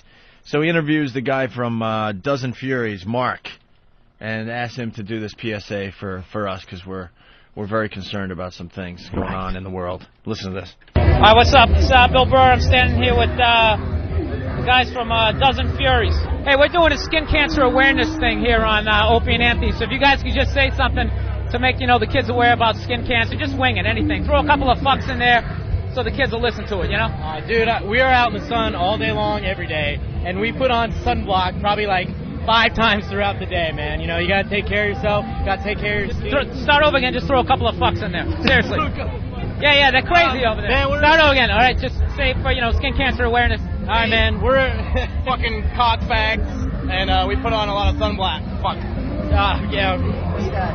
We're out in the fucking sun all day long, man. It's just fucking beats down on you, and dude, you gotta fucking take care of it, dude. You gotta wear sunblock, you gotta wear it over and over again. Especially you want to keep the tattoos fresh, dude. You need to tighten it up. Just tighten it up real quick, just real quick. Wear your fucking sunblock. Bitches. All right, guys. I love that. The next one is Byron from Shadows Fall. Yo, what's up, Spill Burr? Opie and Anthony show. I'm talking to Brian Fair from Shadows Fall. Opie and Anthony's doing like a thing for like domestic violence awareness. Yeah, somebody kicked the shit out of their girlfriend in like Newark or something. So shit. Yeah, so just ad-lib some sort of drop and not do domestic violence to your girlfriend or whatever. And it's kind of weird, but toss a couple of F-bombs in there just because our listeners are retarded. So, but just try to keep the good message. So just say this Brian from Shadows Fall and something or what? Yeah, just don't beat up your girlfriend and just, fucking don't beat up your girlfriend or something like that. What's up? This is Brian from Shadows Fall. Man, you gotta stop punching your girlfriend out there. Save that shit for the bedroom. That's where it's at. But don't take it to the streets. Okay, let's do it again. Just throw like one fuck in there. I swear to God, they're idiots. What's up? This is Brian from Shadows Fall. Just say, stop hitting your fucking girlfriend, you idiots. All right, save the violence for the bedroom. All right, cool. All right, man. People will do anything you ask them with a mic. If you have a mic, they'll do whatever you ask. Yeah. Keep it in the bedroom? What was he even talking about? I have no idea. It's okay idea. to punch your girl in the bedroom? Hell of a PSA. And finally, Peter from In Flames. Hey, what's up? It's Bill Burr, Opie and Anthony show. You know that because you're listening to this shit. I'm with the bass player from In Flames, Peter Iwers. Listen, man, we're also doing, this is kind of a side thing. We're kind of doing this benefit. Somebody beat up a special needs kid in, like, Newark. And so we just want you to just say, just give a shout out to the kids so they know not to beat up somebody with, like, special needs, So just, just say, like, hey guys, it's not cool to beat up with somebody just because they're different or whatever, Just like a quick kind of like a soundbite. And it's kind of weird, but throw a couple of fucks in there just because our fans are kind of retarded. You know what I mean? So you need to like just make them like rock and roll, Yeah, sure. So just wing it. Hey guys, this is Peter from In Flames. You should treat everybody equally and don't beat anybody up or do something bad to them just because they're different. Everybody's the same. Okay, that's totally the perfect vibe. Just throw in special needs and throw in like 1 or 2 fucks. The F word. Yeah, it's kind of, like I said, they're retarded. Same thing again, or what? Yeah. Hey, this is Peter from In Flames. Treat everybody the same way, even people who have special needs and everything like that. Don't fucking go and do any bullshit and start beating people up because they're different. Treat everybody the same, dude. That's beautiful. And the kid's name is Russell. Just give him a shout out. Same thing, couple of fucks. He's a big metal fan, so it mean a lot to him. That's the kid who got beat up, Russell from Newark. Hey Russell, how the fuck you doing? Sorry you can't be here today, and just take care of yourself, man. See you soon. All right, dude, that's beautiful, man. Thanks so much, and good luck tonight. Russell. Bravo, Bill. And he says retarded. I know. The fans are retarded. He's a special needs kid. He's being, beat up and stuff. That's not cool. And throw in a fuck because our listeners are retarded. And he picks the whitest name in the blackest city. Yeah. Oh, that's classic. Let's go to Chris on whackbag.com. Can I say one more thing? One of the fucking hilarious thing he was talking about was the clown. Oh, yeah. The clown audio he had, it was really... The clown in the dunking booth who would just really taunt great. people. And had that Hey, laugh. guys. The more you heard the laugh, the funnier it got. Yes, Chris. What's going on? Hey, I got 2 quick ones for Jimmy there. Yes. Jimmy, first thing, happy birthday. I hope you have a nice birthday today. Thank you, man. It's been okay so far. I'm really sleepy today, but it's looking like not your birthday. It is. Jimmy, second thing. I was just wondering if anyone blew you off yesterday. You had a lot of these great interviews, and I really think you did a great job talking to some legends that you admired all your life. But did anyone blow you off? No, they were scheduled, actually. The interviews I did were scheduled. They were the Geezer, Bill, Tony, and Zakk, and we were trying to get Bruce Dickinson, but we just couldn't get his family there. So, no, they were all very cool. Oh, that's cool. All right, guys, punching out. Jimmy, again, happy birthday.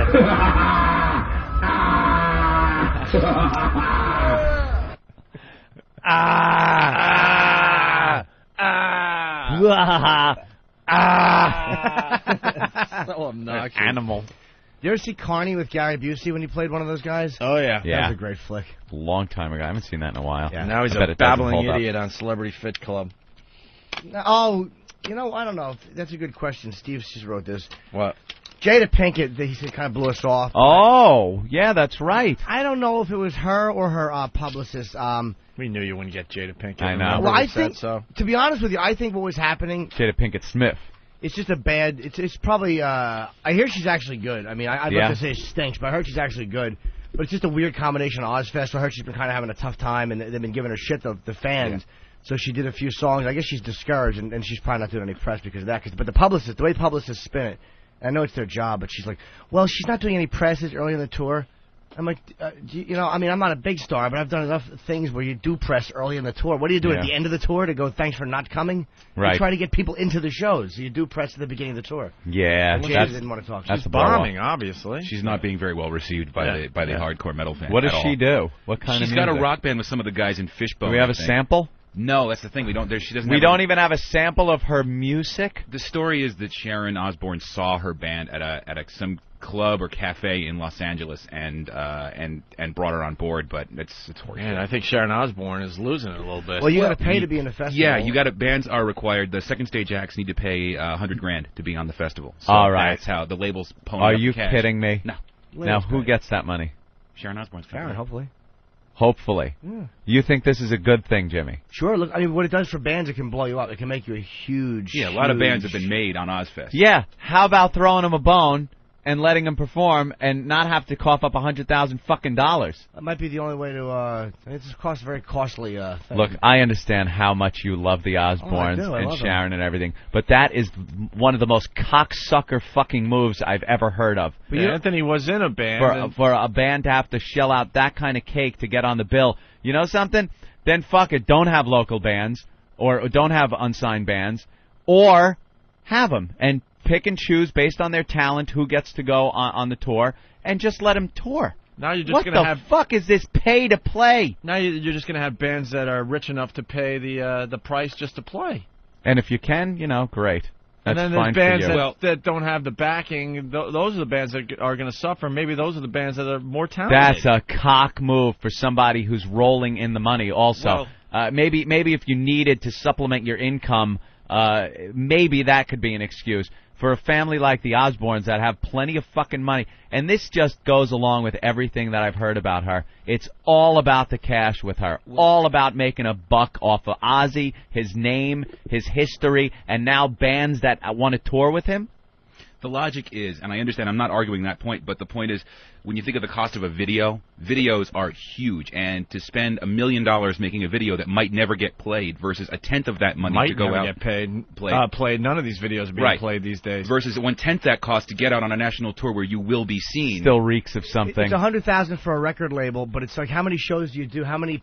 That you know what I mean? It's like it averages out. If you average it out to the show, it's not that much per show for a record label to pay. How about you just give these young bands a break without making what happened to the fucking break? It might not be about the bands. It might be about the record. Maybe the record labels were scumbags. Maybe the record labels were twats. I don't know. But I mean, it's like why else would the label agree to do it if it wasn't a huge advantage for the label? Why would they do it? All right, I'll look into this. Yeah. I don't know all the facts, but on the outside right here, it kind of looks a little fishy. I don't think that's right at all. Jesus. Yeah, because it's not like they're taking these independent bands and just raping them for everything they got. These are probably the labels probably push certain bands, and maybe we're blackmailing them. We'll give you so and so if you put so and so. I know comedy people do that shit. Yeah. So maybe it was like, well, fuck this. You're gonna pay to get this band on then because you're blackmailing us to get this one. You know what I mean? Would you appreciate if young up and coming comics could hook up with a tour if they had to pay huge amounts of money? But it's a totally different business because once you do material, it's kind of blown joke-wise, whereas music is not. Like again, Stairway to Heaven you could do for 30 years. You can't do the same joke for 30 years. It's a different thing. It's also the overhead to put these shows on. I mean, some of the guys backstage at Ozzfest were explaining the economics of it. It is so expensive to cart around 600 people from city to city to set up and break down these bands. But here's the deal. It's supposed to be paid for in the people that come to see the fucking show. It's supposed to be put together that it's an entertaining show full of people that other people want to see. They go touring. The public pays to see them. Mm-hmm. It's called a successful tour. It's been done that way for years. Maybe the second stage bands are basically paying their own expenses in a way because you don't look. Not to knock those bands, there's some great music there, but the main stage is what draws everybody. It's Maiden, it's Right. Sabbath, it's Shadows Fall, it's Mudvayne. Those are the ones. How people long come is to the see. tour? I don't know. It's long. 10 weeks? Yeah, it's 10 weeks. long. I could eat for a lot less than 100 G's for 10 weeks. For paying my way. Well, I'm saying with the trucks, maybe that's the only. Maybe that justifies the second stage. I don't know. I'm just like maybe. All right, they pay for it. We'll give you the showcase. It just seems selfish and greedy. Yeah, probably. That's to a certain what I'm degree. saying. I mean, it is a business, but I mean, I don't know. I'll look into it. Yeah, I don't know enough. I'm going to research. All right. Jada's band has clips on website, by the way. Oh, they do? Oh, yeah? That must be new. It's not new. It's been there for 3 years. According to John in Connecticut. John? Hey, what's going on, guys? Hey. Jada Pinkett Smith. Wicked Dreams is the name of the band, No, and it's if you not. go to her website, they have Wicked all Wisdom. the sound clips from her CD. Oh, Wicked Wisdom. I think Eric might be on it, Oh, actually. yeah, Wicked Wisdom, yeah. Because that's up on his screen right now, and he left the studio, so he's probably trying And to find a she's clip awful. for us. Really? I haven't seen any What of it. type of music is it? It's like a hip-hop, Is it metal, kind of a fusion. That's what I heard. I haven't seen it. But she doesn't have a deal. Does she do Parents Just Don't Understand? The metal version? Yeah. Jeremiah, what's up? Can I interrupt you? Hold on, 2 Jeremiah. seconds. One thing about Will Smith, because I used to like, Girls of the World, whatever. It was years ago. It was a great When you rap. were into your hip-hop phase? Aye, man. And I like Summertime. Summertime is great. Summertime. Where the weather is the la la la la la la la la la la. Summertime. Oh, I'm thinking of a different Summertime. Yeah. I'm thinking of the one by Asher D and Daddy Freddie. Like a Jamaican, really great, like Jamaican rap. Yeah. They were great. Summertime. Will Smith did a song called, what was the one about dating? Girls of the World. Uh-huh. But there's one line where he goes, I hit her with a trash can and ran like hell. But they changed it in the newer version to, so I handed her my wallet and ran like hell. Are you kidding me? No, and it was actually lyrically, it was a pretty funny one. Rap was like mid-'80s, early 80s. Yeah. And I used to love that. I hit her with a trash can. What just a great line of Well, this. he's Smash known. a chick. He's known for being very outspoken on rap lyrics. He doesn't like any of the violence against women in the rap lyrics. That's probably why they took it out. Absolutely. $20 million a film. Why? Stop. Am I going to go back and change my act? Go back and change Yellow Discipline? You're gonna have to. Let's say hi to Jeremiah. Jeremiah, what's up? Morning, O&A. Morning. Happy birthday, Hold on Jersey one Kid. second. What's that, Kev? What? They changed that lyric for the video. It was too violent for the video? Okay. It's fucking, how irritating is that? It's not even that bad a lyric. You hit a chick with a garbage No, can. it's kind of funny. It's like cartoonish. Jeremiah, what's up? Finally. Finally? Yes, sir. It's up to you. Let's go. It's all you. All right, man. I just want to say that's bullshit. What happened to the music? Just let the bands get up there and play. Yeah. I agree with you. I think everybody agrees with it. You should pick the most talented bands that need exposure and give them a break. What happened That's to the it, break? Man. It's all about the music. Just Punch give them a out, boys. break. If they have the talent to be part of the second stage, then throw them a bone. Here's the crying poverty issue. Bill from Jersey Shore. Aunt went to Ozzfest last night, paid $70 for 2 T-shirts. There you go. Yeah, I'm sure they're really hurting. You know who and you need thank to for that, by the sap way? these bands. You don't thank the musicians for that. Thank the unions. What Yeah. happens is when you go into a deal, you do merch in this place, union gets, and if you want to do the Beacon, fucking 40%. 40% goes goes union. to a union. Yeah, that's where you might. So these union charges, believe me, What Sharon justifies and them, that, by the way? It's fucking what rape. are they? What is the It's union rape. guy? What are the union guys doing to help you Nothing. merchandise? So why are they getting paid off? Dude, it's Is that sickening. isn't that a cut like the mob would Of take? course it is. Of course it is. And that, but I'm not saying Sharon's not getting. Believe me, she's making money. Oz is making money. A lot of it. But a lot of these charges, a lot of these disgusting shirt charges, that's the unions. How were they able to get that going? How did the first guy go, yeah, look, when you sell your stuff, we want 40% of the money you get off of that.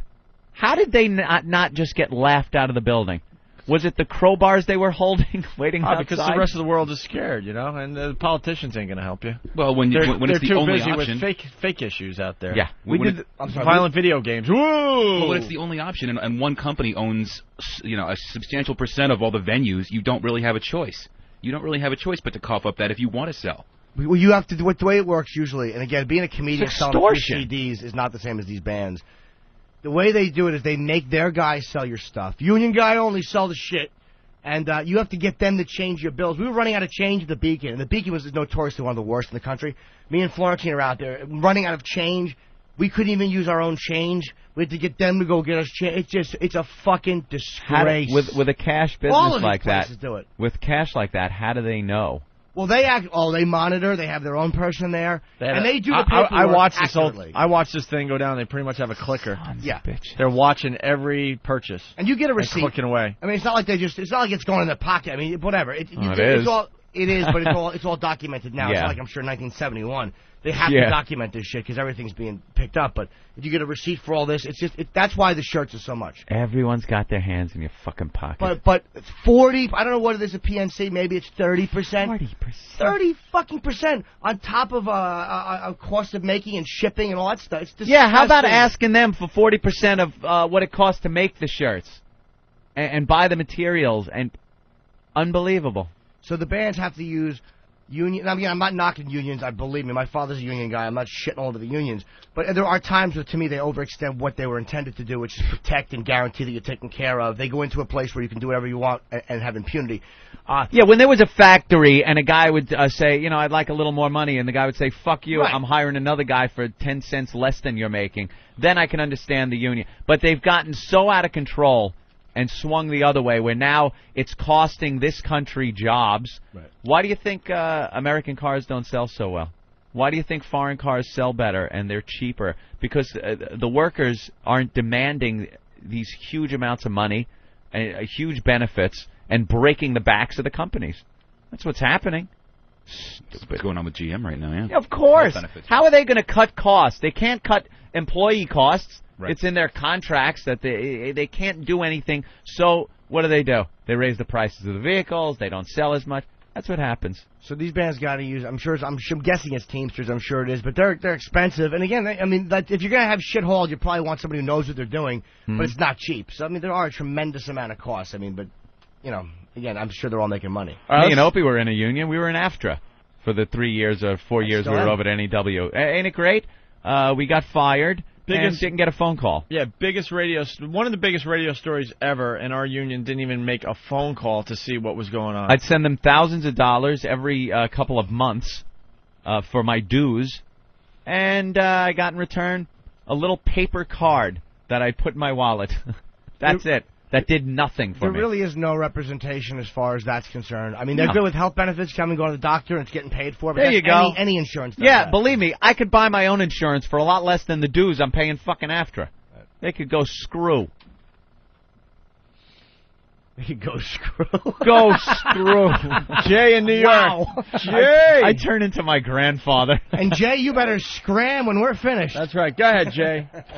Hey, Anthony, come on, man. You think about the days when you were breaking your back installing air conditioning. Though. Yep. Unions aren't for like assholes like you guys, radio guys. It's for people who do manual hard labor. I've done manual labor, dude. I drove a forklift. I did a boom. I'm not saying unions are not necessary. I'm a big supporter of unions, but I have a problem with this radio union. It is the biggest joke. And unions overextend. They get out of control. They hold the employer hostage a lot of times. How much were you making? How much were you making as an air conditioning guy? I was making shit. I think I was making $12.50 an hour, something like that. Was that enough to live on? Yeah, for me it was. I didn't live beyond my means, sir. And well, dude, could you have a family with that? No one is saying that they shouldn't get raises and shouldn't be paid. No one is saying that. What we're talking about is not that aspect. I'm talking about the aspect of when you sell merchandise and a union gets 40% for doing nothing. That's the problem. Not health benefits, not raises, not things that the workers deserve. And I understand what this guy's saying, but do you think every guy that's working should be paid huge amounts of money for what they do? No, I think big business takes advantage of hardworking people. I worked for a company that was fucking... Remember in the late 80s when it was really rough for builders? And I was knocking tin at the time, and my company was going down the shitter. They were taking shit work. And what? These unions were hitting them up for giving their guys raises. How about when the company's doing good, they give raises? When they're not, you got to suck it up and work through it. That's to their discretion. They don't give raises. They take profits. Think about this tour. I'm not saying that the people that are employing these people aren't guilty also, because they're scumbags that would rather pad the management's pockets than the workers. I understand that, but there's got to be a balance here. think about this tour. Who would you rather get the money? The producers, people like filthy rich people like Ozzy and their partners, or would you rather the people that are carrying the equipment? It depends, dude. And it might sound like a dick move, but you know what? People who carry the equipment they have to be paid accordingly and make good money. But who would I rather see get rich? Ozzy. Why? Because that's who I'm going to see. And I know that's Come on, Norton. Dude, come on, Norton. It's the truth. I'm not knocking the people that carry the equipment. They should be well paid. They work and they get paid. That's what Ozzy's happens. being paid because he's got 17,000 people in a building to look at him. It's not Ozzy that comes to pay to see your shows. You don't exactly have highbrow humor, Norton. I know that. So that's why you should understand where I'm people. coming from. I'm not coming from a highbrow humor piece. I'm not knocking the people that come. My shows are always cheap, $20. I don't charge a lot. Exactly. You got to cater to people so average everyday people can do stuff. Explain to me, dude. I agree with you. But one of the reasons average everyday people can't do things like in these venues is because there's so many added on union charges that shouldn't be. Not the justifiable charges, the bullshit charges. You explain. You guys remember? Dude, hold on. Explain to me why the Beacon wants 40% of merchandise. Mm-hmm. I don't know what the exact numbers are. I'm giving it to you. You don't even know what 40% comes out to. It may just be enough for these guys to get by. 40% of all merchandise. You have no idea. You have no idea what kind of work they put into it. Why do they have to sell? Why can't they allow the artist to sell? Well, dude, why can't they allow the artist to sell? Both sides agreed, so that means it's got to be a fair number. No, not both sides agree. Here it is. You either do that or you don't sell in this venue. End of story. You don't think unions use muscle in negotiations? Well, not anymore. Not anymore. Stop it. You haven't justified anything. Now who's being naive, Kate? Come on, unions don't have any muscle I anymore. just said to you, how can they take 40%? And you said that might be what they need to get by. You can't even admit that. Both sides agree to that. I don't know what 40% comes out. Okay, let's do a little math. You sell $10,000 worth of merchandise. The union gets $4,000. Why is that? Maybe the union's doing $4,000 worth of work. Do you really believe that, dude? You know. Why? Because come on, we don't know the numbers. Let me tell you. No, I'm not going to let you tell me something because I sold merchandise. I didn't sell $10,000 worth, but me and Jim will sell our stuff after. You sign the CDs, you meet the people on the way out. Why is it that they would not allow me and Florentine just to stand there at the exit and sell our own stuff? We were actually going to save them labor. We didn't need any help. Why do they make us have a union person there? Norton, you're an angry guy. Dude, I'm asking you a question and you're not answering it. I don't know what to tell you. There's no answer to your question. You're just a lunatic. I'm a lunatic. Why are they zooming in on the side? Fucking whoever did that assault on the media gets a raise. Very nice. Jesus. Was that Clayton? Clayton, one of our guys. I'm sorry we're in a heated discussion here, and I just look up at the TV and there's Diane Sawyer on Good Morning America doing some stupid double bubble gum blowing contest, and one of our boys has the huge Opie and Anthony sign with our caricatures. That was really funny. They slowly zoomed right in on it. That Very was funny. Classic. All right, back to the discussion. I'm sorry. So, dude, you're saying I'm angry and I'm a lunatic, but I'm matching you point for point. I'm telling you from a personal experience what happened. Can I respond to that? Yes. I can't. There's no possible way that I can take this situation and somehow relate it to your situation because I don't know the facts of either one. I'm just giving you the facts. That's dude. the fact, dude. The facts are this. With this thing, with the 40%. Yes. These tours wouldn't happen. If you think Ozzy's lifting anything, you think he's doing anything? No, he shows up in the last minute with his fucking limo. Right. He gets out, he waves at people, he sings a song or two, and then he fucking leaves. So you think tours would never happen if it wasn't for union labor? Yes, that's what. Never would have happened. They couldn't find anyone else to haul equipment or. So when we were going, stop it. So when we were going to see Led Zeppelin back in the day for $6 a ticket and getting a T-shirt for maybe $8. Yeah. Do you guys remember Woodstock '99? I was there, and they were selling water for $5. You're right. By the end of the show, people burned the fucking place Not down. saying there wasn't a bunch of greed going on, my friend. Of course, dude. There's and plenty of that to go around. No one's saying that the unions guys don't deserve to be very well paid for what they do. I mean, look, you want guys who know what they're doing hauling equipment. I've been saying that all along.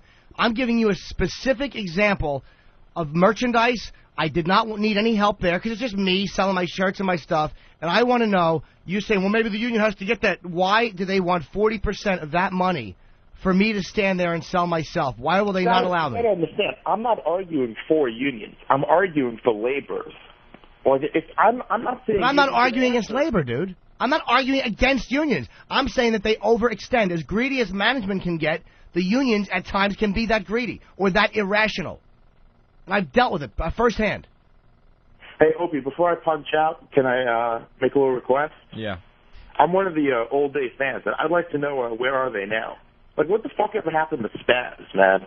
Oh, the Spaz question again. He didn't want to be called Spaz anymore and left the show. Where is he?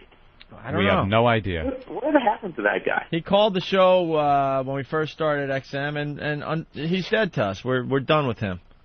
Moved on, sir. Behind the scenes, I was telling him that his Spaz character was great, and we got it. Well, it wasn't even a character. That's the weird part about it. But he got it in his mind. He wanted to be called by his real name, and I'm like, well, then we don't have any use for you. That's probably some chick that got to him. That's probably the way he wanted to be some kind kind of. He just wanted to be like a producer. I'm like, dude, you stink at producing.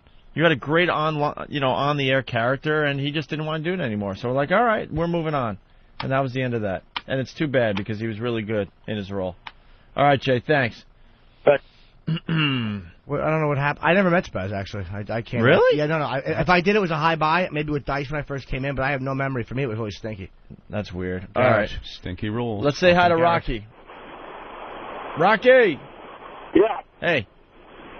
Hey, I just wanted to call in and say that paying to be on the bill with somebody who's been around a long time, it really kind of sucks, I would think, but it's good advertising, you know. And I understand, believe me, I'm a performer, dude. The idea to me of a young performer being extorted makes me physically ill. And in comedy, I've seen it, and on bands, I'm sure it's even a bigger thing. My only thing is the labels pay it, not the actual bands. And there must be some huge financial gain for it, or the labels would never do it. And I don't know what caused it to start from the beginning. I don't know how it works. That's true. You know, I really don't know. Yeah, it's but got the idea some of kind of gain. Comedians have to do, again, much smaller, but they're called bringer shows. And Nathaniel would tell you, he does them, or he's had to do them, where you show up, you bring people, and you can't get on stage unless you have 4 paid customers there to see you. But see, record labels, it seems like they just have a certain amount of money to promote all their bands, and then if you're throwing $100,000 for this band, $100,000, it's, you know, the guys at the bottom there that are just getting involved with the label are the ones that are suffering, and they may be the next Nirvana or something. It might be possible. I mean, to start throwing $100,000 just to be on the Ozzfest bill, it just seems ridiculous. It really does. Maybe they allow the record labels to have a certain amount of and now the record labels, instead of like maybe working, I don't know, just throw numbers out there, 10 new bands. Now they're like, well, look at our promotional budget is really being stretched here, so we got 10, but we're going to only promote 5. Mm-hmm. That's where I think it starts hurting, you know.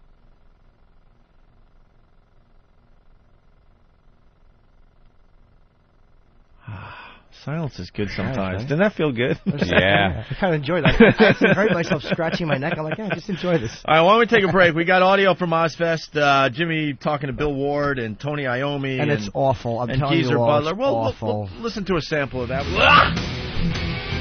I got one thing I'm reading here in today's post, page 36, the entertainment.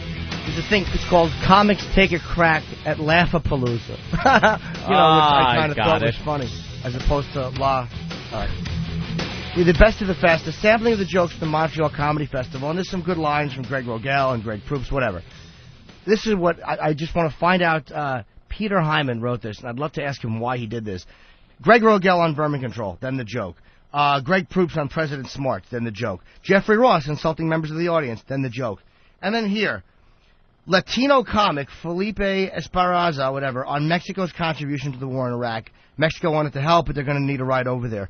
Why do they have to mention Latino comic? Because they know a racial joke is coming. And it's the subtle shit like that, this apologetic fucking attitude everybody has. Yeah. Well, he's okay because he's Latino. Why did you have to mention that? Had to because it was a Latino joke. Is that what? You're afraid you're going to get one letter from one fucking disgruntled person?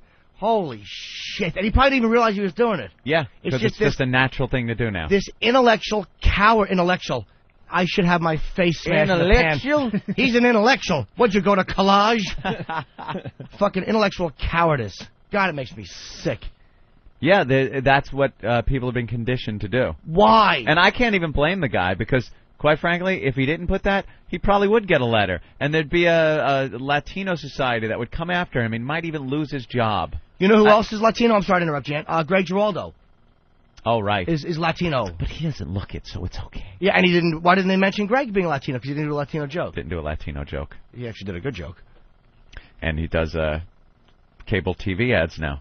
Cable commercials? Nothing you want to see than your old friend making fucking millions. Makes me sick. Every time I turn TV on, his face is there. It hurts. He's got to be making a nice dime for those spots. I saw it the fellow, and I think he said he went in to do 1 or something. They wound up doing 6. Wow. Or something. There was some weird way he kind of just stepped into it. So yeah, it's just a nice little cash flow. Got a very natural delivery. He's very friendly looking and sounding. He's a good actor. Not hostile like normal Latino people. Yes, exactly. He's one of the good ones. And I tell him that all the time. I'm like, Greg, credit to your race. All right, let's get to some more Ozzfest audio with little Jimmy Norton. Bill Ward. One of your heroes. Jimmy doesn't like this at all. No, I don't. It's very uncomfortable to you? Because I know, it's like, look, it's not particularly entertaining. It's just I ask questions and they answer. Well, now yesterday's interview clip was extremely entertaining. That was a rare one. You guys have a knack for finding garbage and taking something nice out of it, but this is just dumb questions. Turned out to be a promo that we're running now. And people are finding you very sweet and endearing with this. You don't understand. You're very vulnerable and human. The word that you're looking for is pathetic and foolish, and those are accurate adjectives. Let's go to the audio. All right, well, we're sitting here with Bill Ward, who, in my opinion, most underrated drummer in the history of music. I always wanted to ask you, did you ever, because guys like Bonham and Moon, I mean, they were great, but I always felt that you were as good as they were, up to par, and should have gotten all that mentioned, but just because Zeppelin wasn't as dark as Sabbath that they did it. How do you feel about that? I'm okay with the events that have happened. I think that Moon was an exceptional drummer because he was kind of like the one and only, the way that he was. And as far as I'm concerned, John Bonham wrote the book on a lot of the music that a lot of the drum music that we hear today. I thought his tempos were immaculate. They were totally on. If I had to do any comparisons, my tempos are not on at all. They're quite the opposite for me. In fact, we were talking about this the other day in the sense that in hold on a early second. Sabbath. This is fantastic. He's actually agreeing with everybody that Jimmy was bashing for the fact that he wasn't getting the recognition and one of the most underrated drummers in music history. And he's agreeing that he sucked compared to these other guys. But Bill's just a humble guy. That is fantastic. You know, underrated drummer. We got Moon and it. No, my tempos aren't on. This guy's a genius. This guy wrote the book. I'm rated exactly where I should be rated. Bill's just humble. That's all it is. I love it. Even he's not as hardcore as you are. No, he's not as big a fan of himself as Jimmy is. Right. That's why I love listening to this stuff. Jimmy's a bigger fan of this guy than he is himself. I was kind of making eye contact the whole time. It was really Bill's a sweet guy, man. They were all nice, but Bill Ward is one of the nicest guys on earth. And a legend, and that accent. He's got that rock guy accent. Yeah. But he's a gentleman. They're all gentlemen. There's no shitty rock attitude. Look at that soft spoken and oh no, he's wonder that. Yeah. I mean, it's just a fucking humble gentleman, man. Yeah. They're all exactly. They're all very articulate, very soft spoken, very nice guys. And Bill was the one guy that offered us all water. It's obvious that we're all drenched and we all get in. We all get huge bottles of water. And Jimmy, just watching him, he's fixated completely on each guy. But Bill just happened to be the first, and it was the peak of panic for poor Jimmy, because it's obviously something that's been building up for years and years and years. And if you could find 500 different ways to reiterate "you're so awesome," that was basically you rock. Yeah, listen to that as we move on. Well, I've spoken to him before once the week before, so I kind of was more comfortable with him than I was with Tony, who I was definitely a little more nervous around Tony because he was not in a good mood because the bus was late and shit. Right. Jimmy, it's adorable. Ugh. Let's go to Law Law jockey? Hey, guys. Law jockey? Shouldn't it be lawn jockey? But okay. All right, go ahead. Yeah, it's law jockey. I just want to know how Jimmy conducted the interview with Bill Ward's cock in his mouth the entire time. It wasn't easy. Sound very clear. I did it while he was answering. And I did it out of respect, sir. Let's finish the clip. It's the other day in the sense that with early Sabbath, it's quite rugged and quite kind of murky, and there's incomplete drum rolls and there's things like that. That's great. Yeah, I sucked. He said incomplete drum rolls and he couldn't keep a tempo. How do you not love Bill? How do you just not love great. that? No arrogance. Should we play the next clip? It says Jim loves live version of War Pigs. Anything there? More of the same. It's a lot of more of the same stuff. There's a part there where Jim talks about what do you fear most, or is there something like Jim? You actually said at one point, "I know when I suck." Is there at any point? Is there any time that you really were? When you stunk? Those were decent questions. Those were. So the War Pigs is whatever? Yeah, War Pigs is kind of whatever. Yeah, it's just it was just like a fan question. Well, I definitely want to hear this because track 3. How do you feel about the fact that everyone wants to be you? That's great. Are you kidding me? Not everyone. Maybe a few people here and there. Well, yeah, no, a lot of them. Here's Jimmy talking to one of his heroes. That's the beauty of what you're listening to. Of course. It doesn't get any bigger than Black Sabbath as far as Jimmy is concerned. You know, it's funny. I love to watch. I'll watch some of the old stuff from like the Hammersmith Odeon from the 70s when you had like the long hair and the beard, and just it was always great to watch. Ozzy and Tony and Geezer, but I always liked when they would show you because you were just there, just shirtless, just an animal, and it was just so great to watch you. And I just wish there had been more footage. I could have watched you playing drums for the entire thing, man. And how does it feel to know that everybody here? Every band here wants to be you. I mean, you're royalty. That's great. Holy shit. I didn't realize I said shirtless. Shirtless? You man with all your body hair and beard. That was a homoerotic sweating. That is the gayest question I didn't ever. mean it to be. It's just when you watch the old Ward stuff, he really just was. He looked like Zakk Wylde. He was just a fucking savage. This guy man. was probably sitting here thinking, he would absolutely suck my cock. I could pull it out and he would fucking suck it. Well, let's go to the answer. Well, it's very complimentary. I mean, I just got finished talking with the drummer from Shadows Fall, who won 2 great awards this year for his drumming and his recording. The new Shadows Fall album, or the work that they've been doing. I enjoy being around, the percussionists, and I do receive compliments from them in the sense that they've listened to me and so on and so forth. But I see them as very much individual people. I think that if I was able to influence them in some way, then that's an honor for me. I'm just like I try to be as humble as I can about that. But I'm just happy to see them. Progressing into new fantastic areas of drumming, which I think is like we have so much good drummers, so many good drummers now, and so much good drumming now. I think there's been an incredible development in drumming, say, over the last 40 years. You should have asked the question and then gotten up and slammed the door and walked out. That old gag. Never a goofy question for the boys. No, ever. No.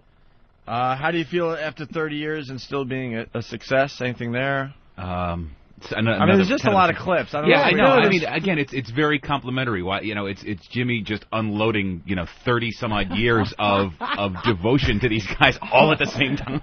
So. All right. If anything, we can listen to the questions. Yeah. Okay. Love the Did you ever think? I mean, I'm sure you've asked this before, but when you guys started, I think was it '68?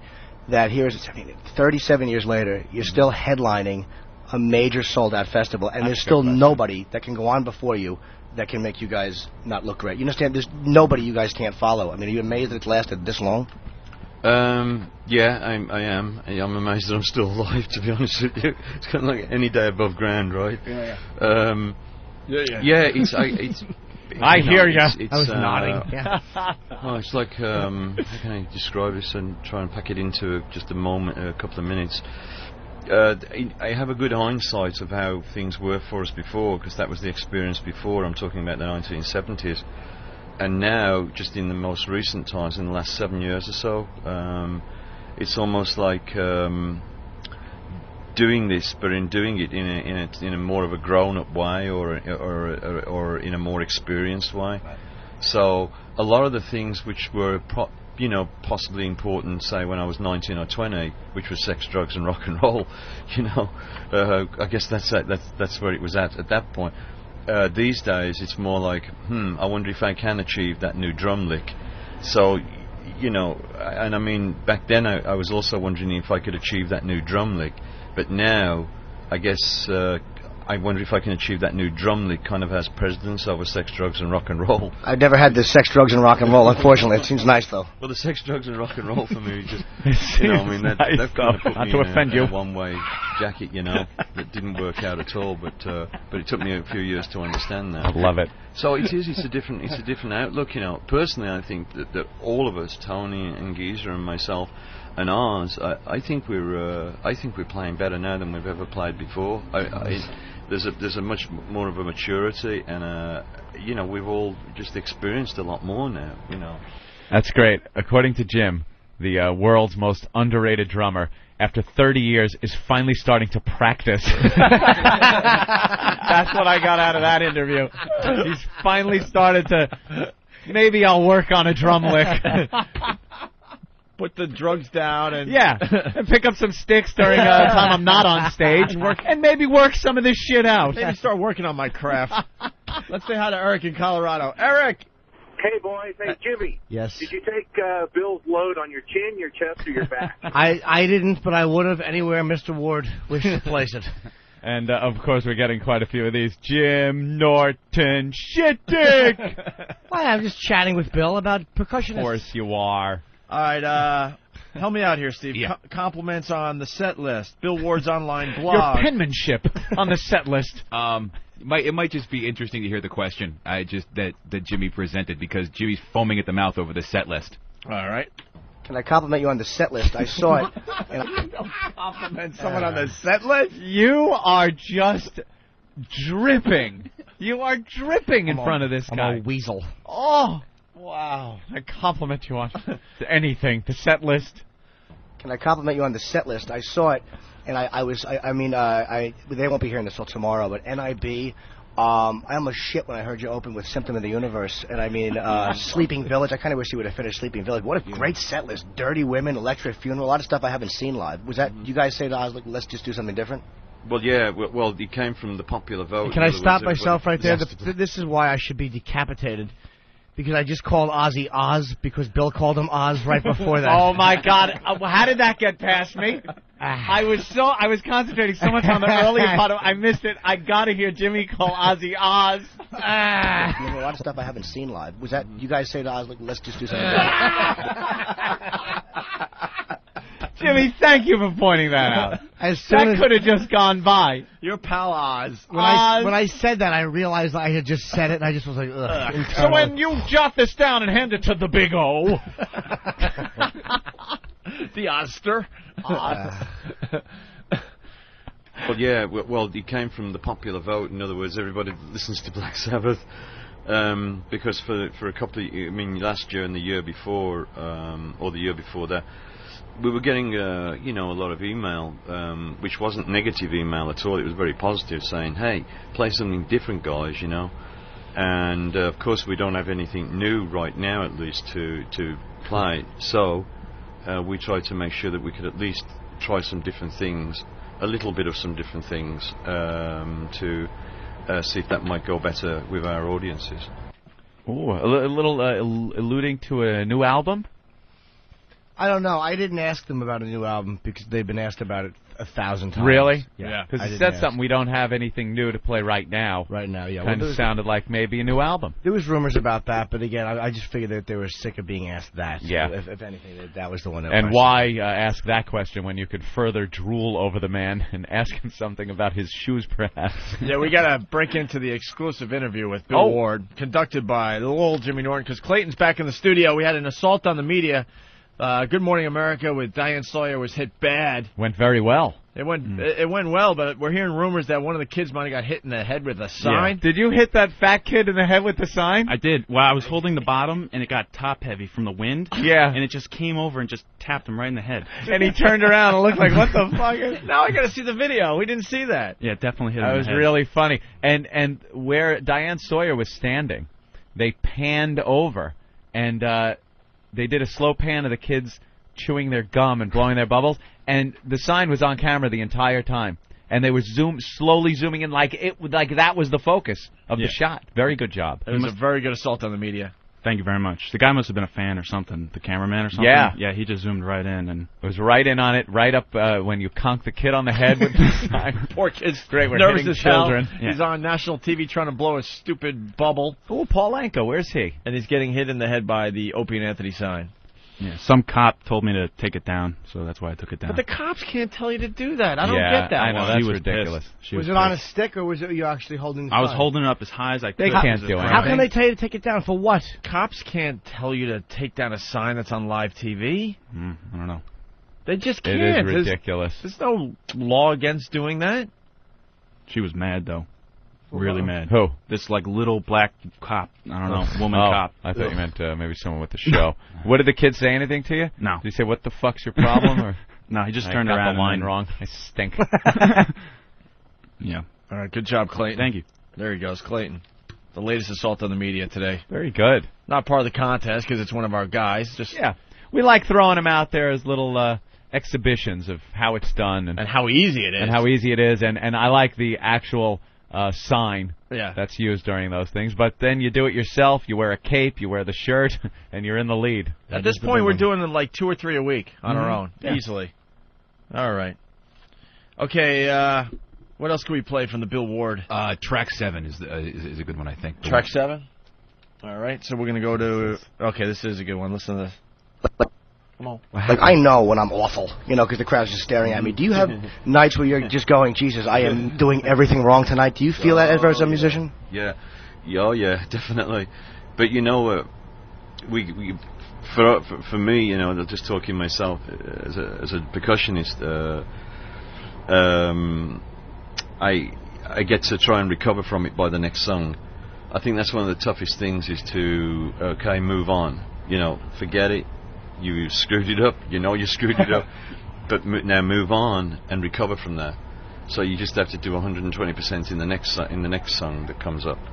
And I think that's that's not always easy because sometimes, if you're tired or you didn't eat or it could be all kinds. The sound might be poor. The sound quality might be poor because of the stage or whatever it might be. It's not always easy to do a fast recovery and get to your 120%. Sometimes you have to just hang tough and just get through the gig.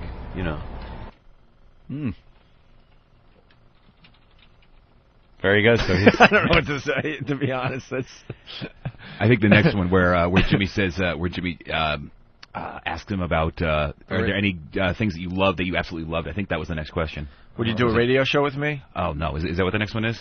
Oh yeah, that was that was a fairly sycophantic episode. Yeah.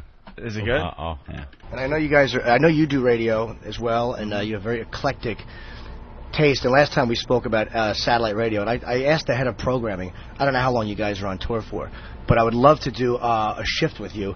I know you do your own show, but just a music shift one time on XM on the Boneyard, which is their metal station, and the head of programming said he'd love to do it. So, I mean, when you come off tour, if you want to do it either in New York or D.C., wherever's easiest, I would love to do it, and you can pick and play whatever you wanted for the whole shift. Cool. That sounds very cool. Yeah. I'd be open-minded to, to spin some things or do some things. Definitely. Yeah, I appreciate that.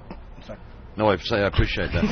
It's weird holding the mic and moving it. I don't want to move it while you're talking, and then I'm shaking because I'm nervous talking to you. But I am very happy to be talking to you.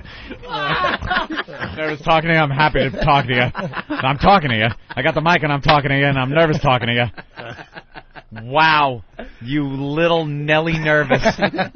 Oh, are you adorable? You want to hang out? I can. That's pretty much. Would you come over to my house and we'll play records? That's what that amounted to, Jimmy. I know.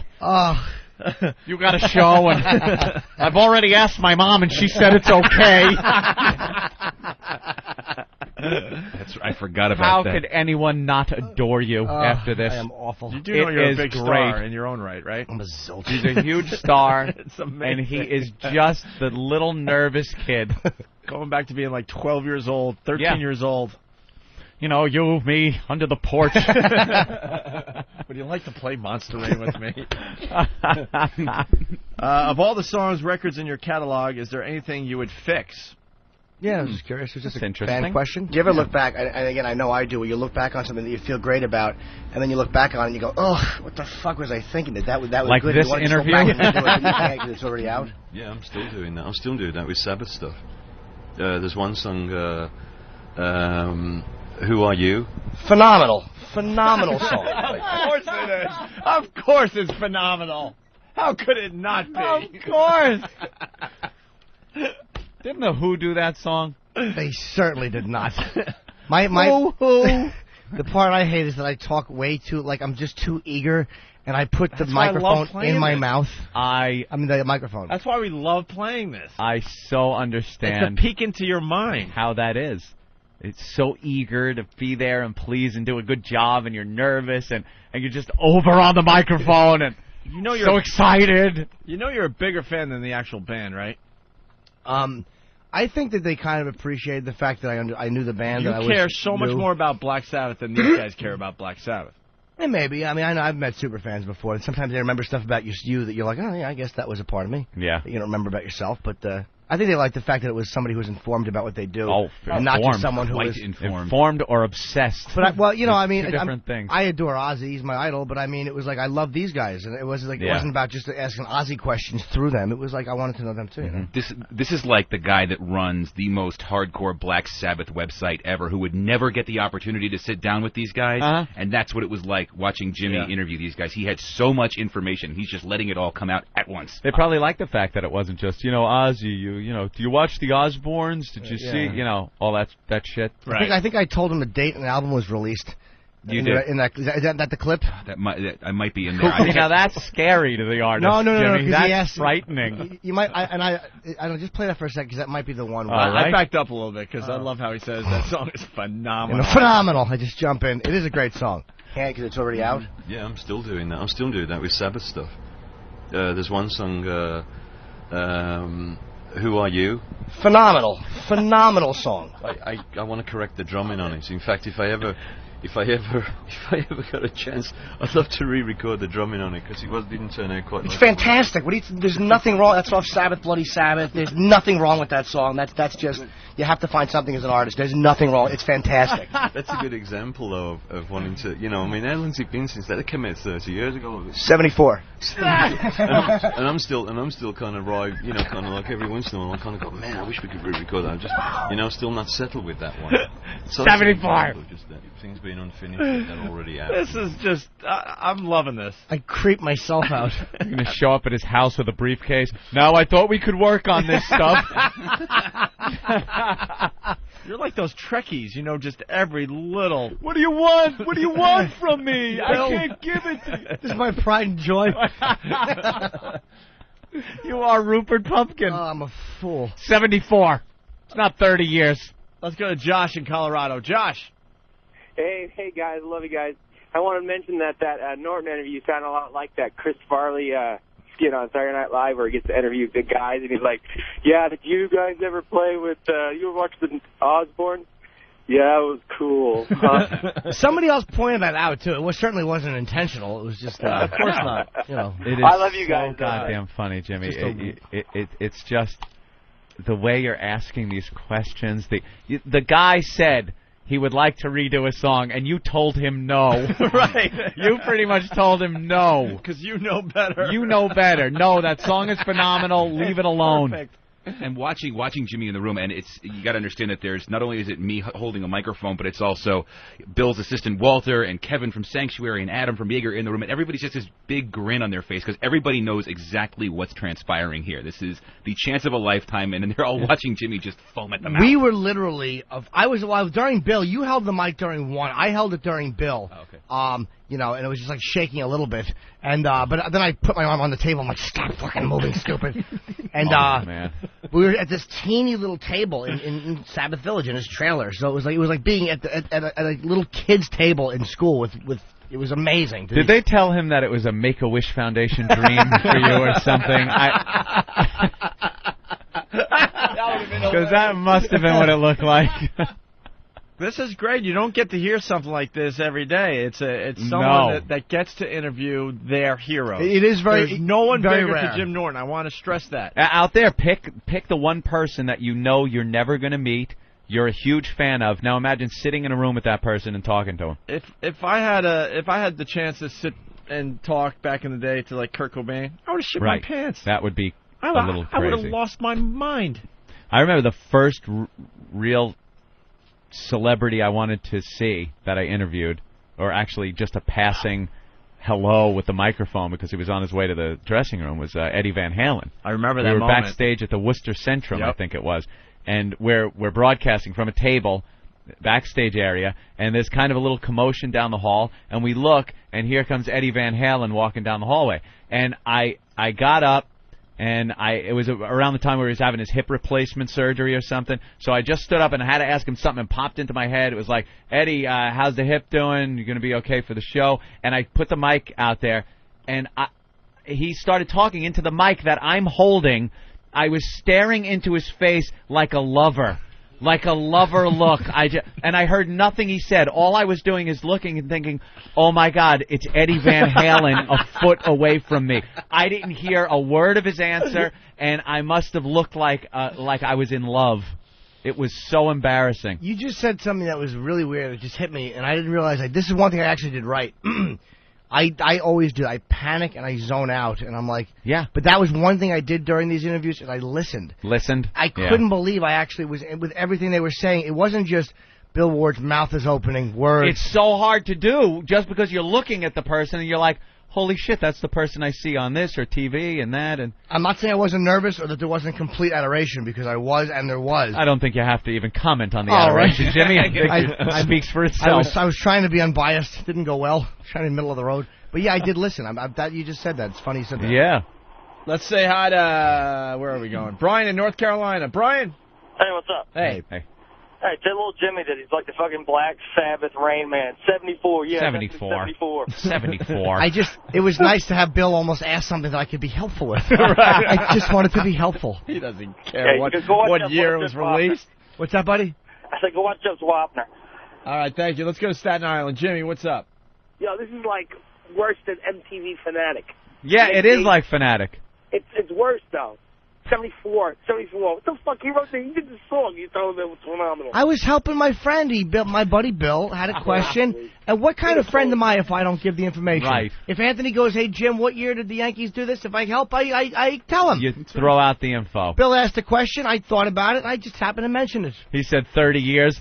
No, it was 31 years, and I'll show you it was 31 by giving you the actual date. I didn't mean to do the actual date. The mic just kind of came up, and I just went 74. That is very funny. It's like, 30 years ago. No, 31 years. 4. Like he's just rounding it off, obviously. Right. 30 years ago. 74.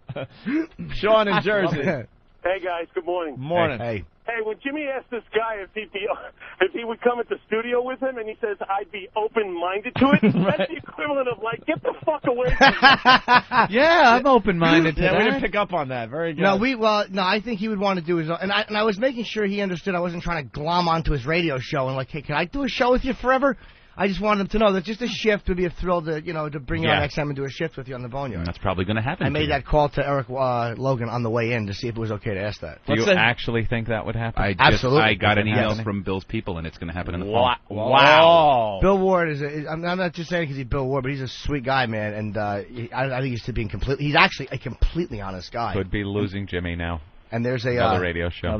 There's a little thing he said that turned out that he wanted to correct himself after. He grabbed us later and goes, whoa, what I said before wasn't true. We'll play that. It was great. That's why I love him. Ooh. All right, let's say hi to Dave. Dave? Hey, guys. How's it going? Hey. Hi. Hey, I wanted to kind of stick up for Jimmy. I think that's just testimony of how genuine you guys are. He represented, that would have been any one of us meatheads talking to that guy. I mean, we're all fans of somebody. But we would have been the same way. I think that just shows how genuine and honest he really is. I mean, that's your show, and that's what separates you. There's no hack radio guy in there trying to interview and give this bullshit, come off of trying out. He's just professional, but he's just honest. I mean. And I think you did a great job. Even though it's funny, but you did a great job, man. All right, Thank Dave, you. Thanks. Let's go to Orlando. O-Town, check it out. O-Town. We're coming to get you, brother. All right, what's your question, tough guy? What's up, Hey, Eric? what's up, guys? Hey, what's up, guys? Hey, buddy. And first off, I'm big fan of yours, especially Little Jimmy, my idol for comedy. You angel. Yeah, I just had a situation similar to Jimmy. You had a what? I met Korn and Snoop Dogg last year at the Project Revolution tour over in Tampa. They had an after party in a club, and when I met Jonathan Davis and Fieldy and all Snoop all together, and they're giving autographs, I even froze up. So I can understand how it could be sometimes. Yeah, man, you don't want to misstep, but for some reason it was almost like this was so overwhelming and so big, and so it was almost like because Ozzy was Ozzy was obviously Ozzy, so we had him in studio. I froze on that one, and the guys picked up the slack, and then I finally asked some questions. One-on-one, I may be more effective, actually, because I would probably listen more as opposed to just watching open and just talk. But I was happy with at least the fact that I was able to speak with these guys. And when I felt like, all right, you don't want to push it, you wrap the interview up and, whatever. All right, let's say hi to George. George? Hey, what's up, guys? What's up, George? You guys see that movie, The Incredibles? Of course. Well, I have a 3-year-old son who watches it all the time, and Jimmy reminds me of Buddy. I'm your biggest fan. Crime-fighting moves. Yeah, we should get that clip for Jimmy. Oh, it's the best. It's the best. And I could just see Billy going, Jimmy, go home. Later, boys. All See right, you, man. very good. One last clip, and then we'll save the other interviews for tomorrow or something. Your exclusive interview with Tony Iommi tomorrow on the program. Oh. More of the same, I'm sure. Oh, no, it was... And then Geezer Butler as well. But first, the last question you got to ask Bill Ward. Is there anything you look at where you look back, and there has to be so many songs, but is there one song where you look back on and you go, that was a fucking masterpiece that I pulled off? Were you just so proud of what you did, more so than the other stuff? Well, I like a lot of the work that I did on Masters of Reality. I really like that album, and I think that one is kind of a peak where it shows the first 5 years of Black Sabbath. Even though that was the third album, the band had been playing since '68, so Masters of Reality. A time when there was so many tours under our belt at that point, and we'd already recorded 2 other albums at the time. So I think that album was a really good album in the sense that it captured a time when the band were doing everything together, literally eating together, sleeping together, and playing on the road constantly. Was that back in the days of 4 guys on one bus? Oh, 4 guys in one bed sometimes, man. We were still sharing rooms and stuff. I shared the room with Ozzy, of course, but you can't have all the luck, you know what I mean? But Masters of Reality, I rather like some of the things that I played on that one.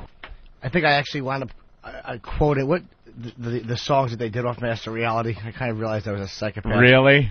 Yeah, like, what's the next question? If it's, that was it. Okay. For this one. There's one part where I'm like, yeah, well, you guys, because of the set list, and I name all 4 songs off Master Reality they're doing for the set list, and I kind of even irritated myself. Wow, yeah. Why didn't Steve give us that? That's the stuff we want to hear. I don't know. Maybe we can find that after the break. Very good. You're getting rave reviews there, Jimmy. Frank in the Poconos. Hey, what's up, guys? Can you hear me? Yeah, go ahead, man. Frank. Yeah, I just wanted to say, like all the bullshitting and, the tease and Jimmy aside and all, I got to say, this really is like a refreshing, for a change, a refreshing musician interview. Like, things like Jimmy said, instead of, he wanted to ask them if they were coming up with a new studio album, like every other interviewer would. Instead of, busting balls, he got into the more, meat of the conversation, which people want to hear about. It's refreshing. Thank you, man. All right, there you have it. Thanks, Frank. Guys. Are these all going up on the website? Yeah, we'll put the entire interviews up. That'd be great, yeah. And you could download and hear every bit of it. Every bit of Jimmy just interviewing his heroes. What's that, Steve?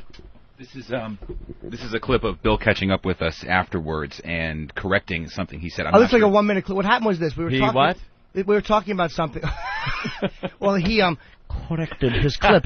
We had been talking about the set list. I was talking. This is probably where I named the songs off Master of Reality. If anybody's curious, it was Children of the Grave, Into the Void, After Forever, and Sweet Leaf. And we were discussing that, and he said we might not do Into the Void tonight for no reason. He said sometimes we just shorten up the set list a little bit. He was kind of just said, no, we might not do it tonight. I'm not too sure. We might not. And then we kept going. And an hour later, we see him, and he remembered our names. He goes, Jim, Steve? And he calls us over, and just, this is why I love this guy. Okay, once again, we're with the great Bill Ward. We are outside here in Sabbath Village at Ozzfest. Yeah, I just wanted to, earlier on in the interview, we were talking about Into the Void, and I happened to mention that we probably might not be playing that, and there's no reason for that. But that was bullshit. We have a reason for not playing Into the Void tonight, so...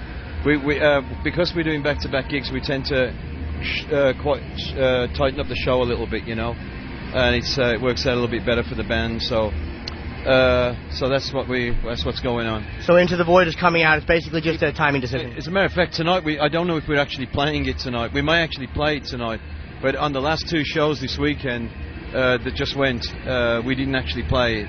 So hopefully we will be reinstating it into the show within the next couple of shows. Thank you, Bill. You're the greatest. I just want to clean that up. So what I said earlier was not correct. We have a shirt for Bill too. We certainly do. We have. Is that give me the XM shirt? We got you. Bill gets a shirt. Oh, thank you. All right. Thank you very much. Okay, I appreciate that. Thanks again, Bill. Okay. All right. Thanks.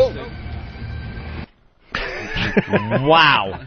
Okay, first of all, what I come away with from that clip is he's as crazy as you are. Yeah, that he felt compelled to come back to you and tell you about that song. There's a whole OCD thing happening there. Yeah, crazy. He's just an honest guy. That he couldn't allow that incomplete answer. Insane, of Maybe course. A little crazy. A little crazy. Jim, Steve, I've got to tell you now. We're playing the song, or we might not play. Like, I still don't know if they're playing the song or not. No, it was about the reasoning. What he was saying was, like, the first time the reason he gave, like, was like, no reason. Like I said, into the void, he goes, we're not going to play that tonight, no reason. But then later he goes, no, that there was a true. reason. We try to tighten up the shows on back-to-back days. And I like the fact that he just wanted to clarify that and make sure it was honest and not a lie. It's a piece of information that everybody, I think, a casual person like myself would have completely bypassed, but Jimmy and Bill both obsessed completely over it, and you could tell it. No, you know what happened? He was hanging out with somebody a few yards away, going, "There's a fucking lunatic I was talking to earlier." Which one? That guy right over there. Who, the guy? No, there's fucking lunatic over there. The guy to the right. No, look, I'll go up and talk to him. That's a fucking madman.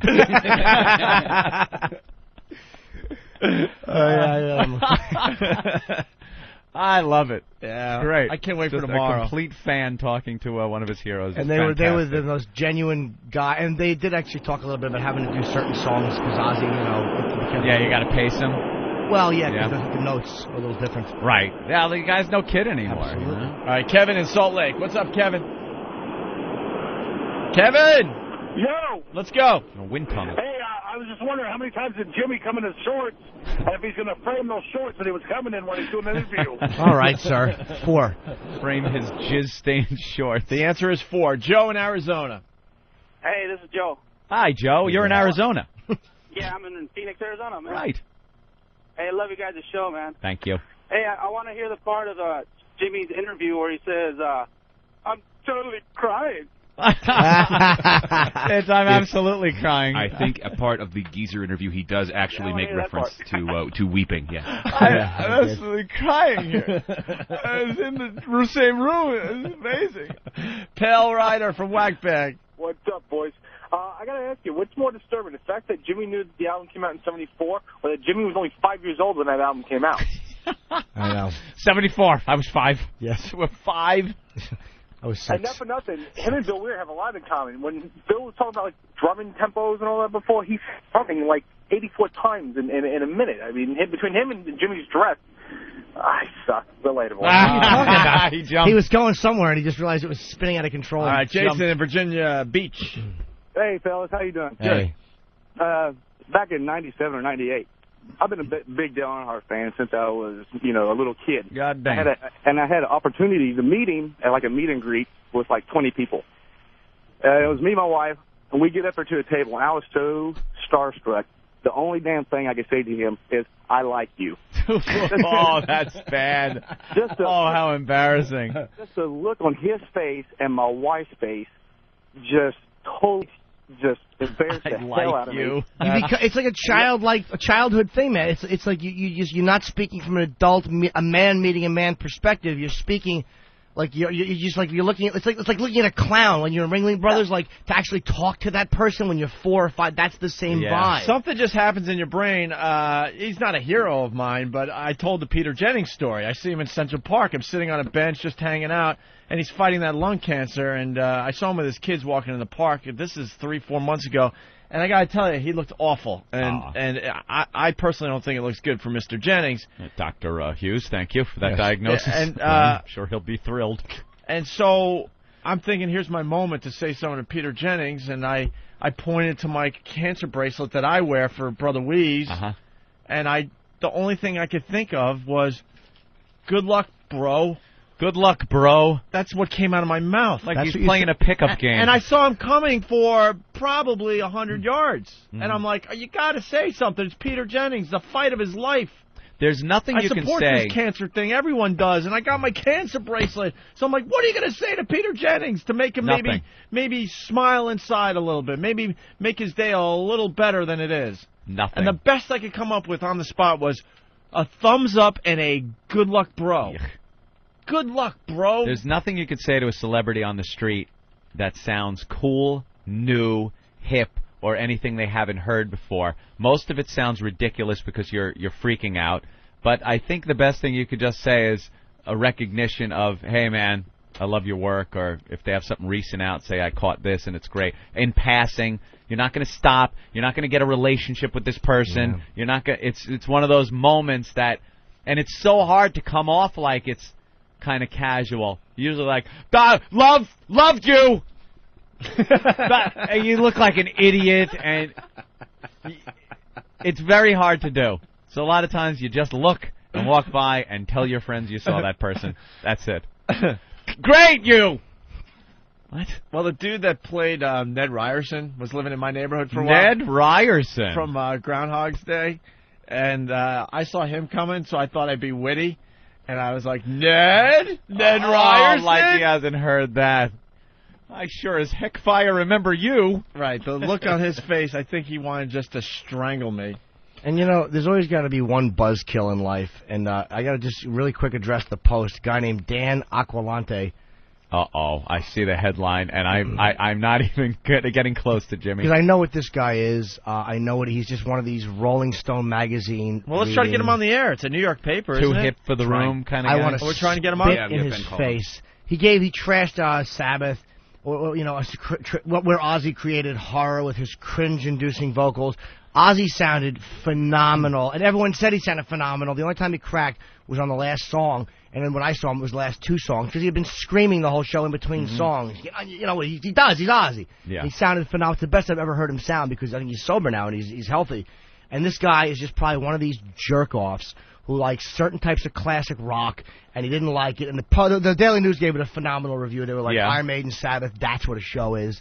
They give you everything. They're not too hip for the room. They're just, and this motherfucker, Dan Aquilante, you're a cocksucker, and you're the type that just goes out and trashes something like this because you think you're too hip and that this is what you do. Land of Oz, it says. Instead of Band of Oz or Land of Oz. Land of Oz, that's even a reach. He works in the afternoons. You should call him and record it. And he says on the radio tomorrow. The two were. Can we set that up? I'm serious. Because he'll probably talk to you, and you could call him from home, and you have a little discussion about it. And bring in the tape. The two were best early when they roasted War Pigs.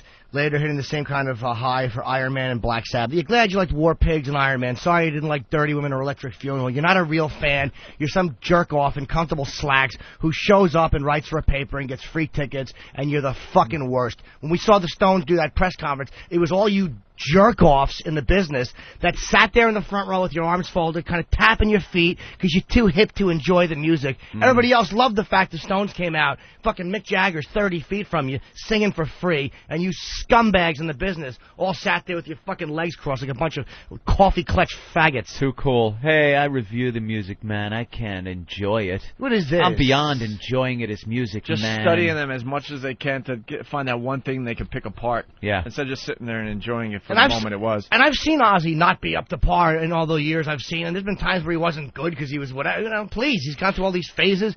He was phenomenal this time, and I'm not just saying that as a biased fan. The band was really tight. You're That's a what biased annoys fan? me. Well, I am at times. Never really But this noticed. Dan Aquilante from the Post, just a fuck.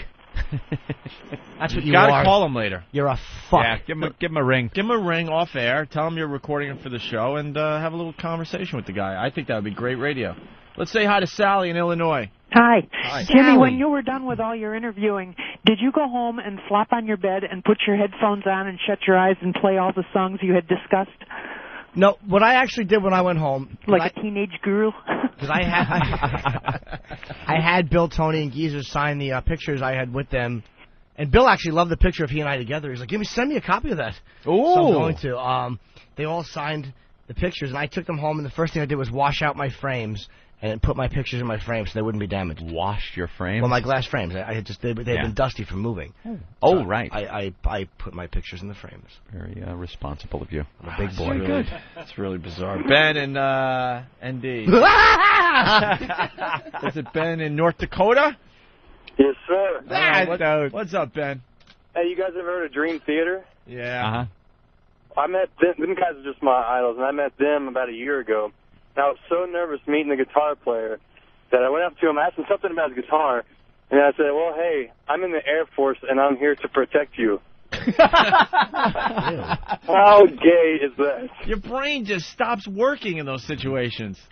I know, I was so embarrassed. And I'm meeting him again for a meet and greet in a week. Yeah. I hope he doesn't remember me. Look at this fucking this Aquilante.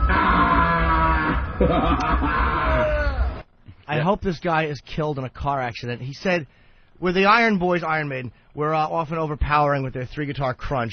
Sabbath is extremely lean, totally depending on Iommi's concise yet powerful fretwork. Iommi's rhythm-based style was supported by fat old Bill Ward's tremendous drumming." Oh, why? You that fucking Rolling Stone magazine-loving jerk-off. That is not necessary. I'd like to fucking bite your neck for your lack of your completely biased review. I guarantee you have faggoty music taste. I'd love to see his iPod. Jimmy would kill for Sabbath. I know he would. This makes me sick. It's a disingenuous review. Just nod and agree. It's a disingenuous review. Yes. Yes. Why the paper the day before Maiden, Sabbath, and what now all of a sudden Sabbath was awful, but you like Maiden? They have 11 musicians. Fat old. It's That's fucking not it's necessary. sickening for a drummer to be able to do what he's doing at his age. It's just this. I'd like to stab this cocksucker right in his eye with a pen. Sal makes a good point on the line here. Hey, Sure. Jimmy. Exploring How all are of you, the fellas? angles How of are Jimmy's ya? obsession. Go ahead, Sal. Hi, fellas. Listen, buddy. Jimmy, is it possible for someone to not like the same thing you do? Absolutely, dude. Absolutely. Okay, so you say it's a biased opinion. Perhaps your opinion's slightly biased because your head is up their ass? First of all, stop talking your little lilt, dude. Maybe because I'll sound smarter if I talk like this. I've admitted, dude, shut up. I've admitted that I'm biased. I'm honest about it. I am not a reporter supposedly doing something unbiased. Yes, asterisk, this is an editorial. I understand that. But I am biased. I admit I'm biased. Okay, so what's disingenuous about a person's opinion? Because he's trashing him, and Ozzy sounded good, and He everybody... doesn't like him. He doesn't like Then why not just say, I don't like Black Sabbath, instead of coming off like you're giving an honest review and saying that they didn't sound good, when Ozzy sounded better this time than he has in years because he's healthier. Maybe why. that's honest to him. It's His not opinion honest is to that. him. It can't be honest to him. Well, it can't be because it differs from your liking? Is No, that because what it differs from what everybody I've talked to has said. He's a jizzbag. Ben, we got to I'd get say this guy Ozzy on was the air great. now. Therefore, Ozzy was great. That's ridiculous. Ozzy sounded good. He To just you, did, he dude. sounded good. I know when he sounds bad. I've seen him enough times. Because you're a fan. If this guy isn't a fan, he's Then not what the right fuck to is he your doing opinion. reviewing something in a newspaper if he can't be unbiased?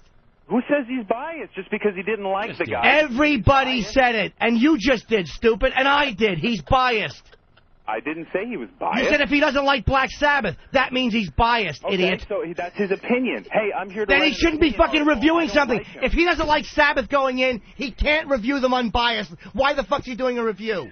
Because that's what he does. He gets paid to write things that he thinks of. I go to see a movie, and I'm a reviewer. I tell you it stinks. That's my job. You're not supposed to do that if you're a critic. You're supposed to give an unbiased opinion on the performance. Okay, so if I go into a movie and I say, here's my unbiased opinion, I didn't like this and this. Well, there you go. I didn't like it. I didn't think it was good. He's full of shit. He's full of shit because it doesn't match with your theory. It doesn't match with what anybody said who saw it. Who was there who saw it? Fans? A bunch of people. No, people from the station. People who worked for Billy Burr saw them, so he was blown away. Billy Burr's great, by the way. Yeah, he is very funny. But anyway, that's biased. Let's not talk about Billy Burr. That's biased. I like Billy Burr. My opinion is Billy Burr's good. You Exactly. But you know, let me give you an example. There are times where I'll watch something and I don't think it's particularly funny, and yet I still understand that it's funny, and I recognize that it's funny because I know my craft well enough. You understand what I mean? It's okay, like, but isn't it okay to go to someone, you know what, I saw this, but I didn't like it? Yes, that's your opinion. It absolutely is. Okay, but if let me finish, dude. Let me finish answering your question. But if I go and I disingenuously say, yeah, but the joke structure sucked, or this and that sucked, you understand? Like, Greg Proops is a guy who I disagree with politically on every level. I don't watch Greg Proops, but I know Greg Proops is a really funny comic. He's a great comic. I watch him, and I love him. So for me to go, yeah, I'm not a fan because I don't agree with him, is one thing. But for me to come off like I'm fucking giving an unbiased opinion and then start critiquing, well, his joke structure was weak, and the punchlines were soft, that's where the bullshit comes in. That's what I'm talking about with this review. I'm not talking about having a personal dislike of Black Sabbath. That's acceptable. But don't come off like you're fucking unbiased, because that's what he's doing.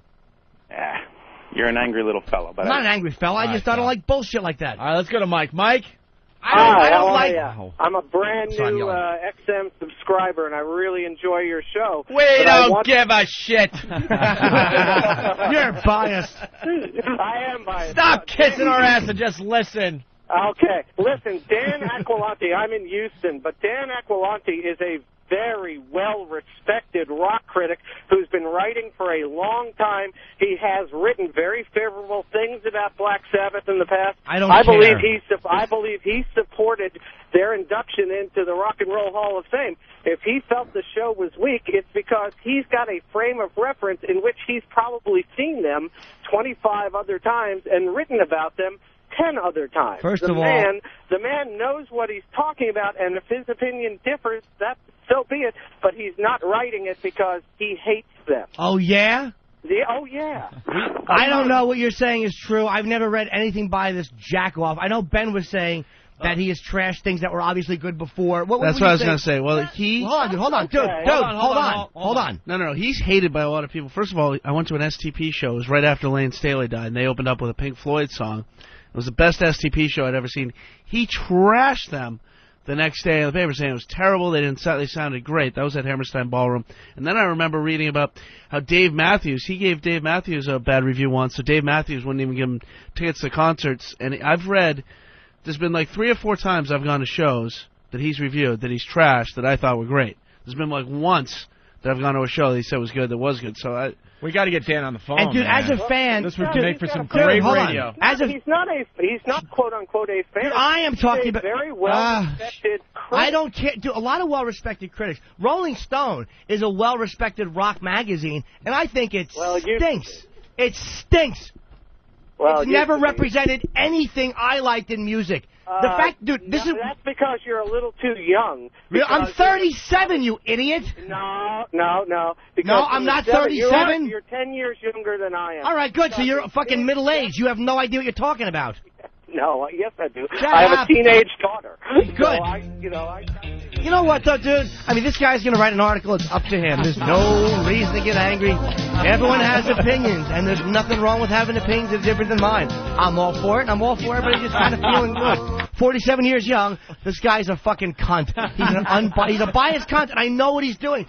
Well, you know what? Rolling Stone has been around for a long time. They've helped a lot of bands. They help a lot of people get where they got to go, and that's the important thing in music. Everybody feeling good and dancing. But you know what? Rolling Stone only helps fucking alternative faggoty bands. Owen Wilson and Vince Vaughn are on the cover of Rolling Stone. Where the fuck is Black Sabbath? They've never been on the cover. You're going to tell me, like, that all the fucking stuff they've done, they never deserved the Rolling Stone cover? With that, but then again, if he wrote in Houston and he's now writing here and a lot of people respect him, he's probably been all over the country. This is a guy who just reaches a lot of people. He's got an opinion and it differs than mine, and that's okay. I hope he's killed in a drunk driving wreck on the way to his daughter's fucking wedding. I hate him. I hate him. Thank you.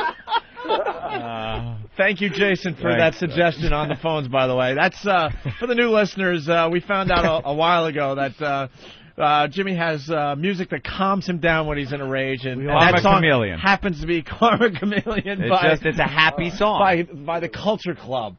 It's a happy, fun song, and who could be mad when they're listening to that, right?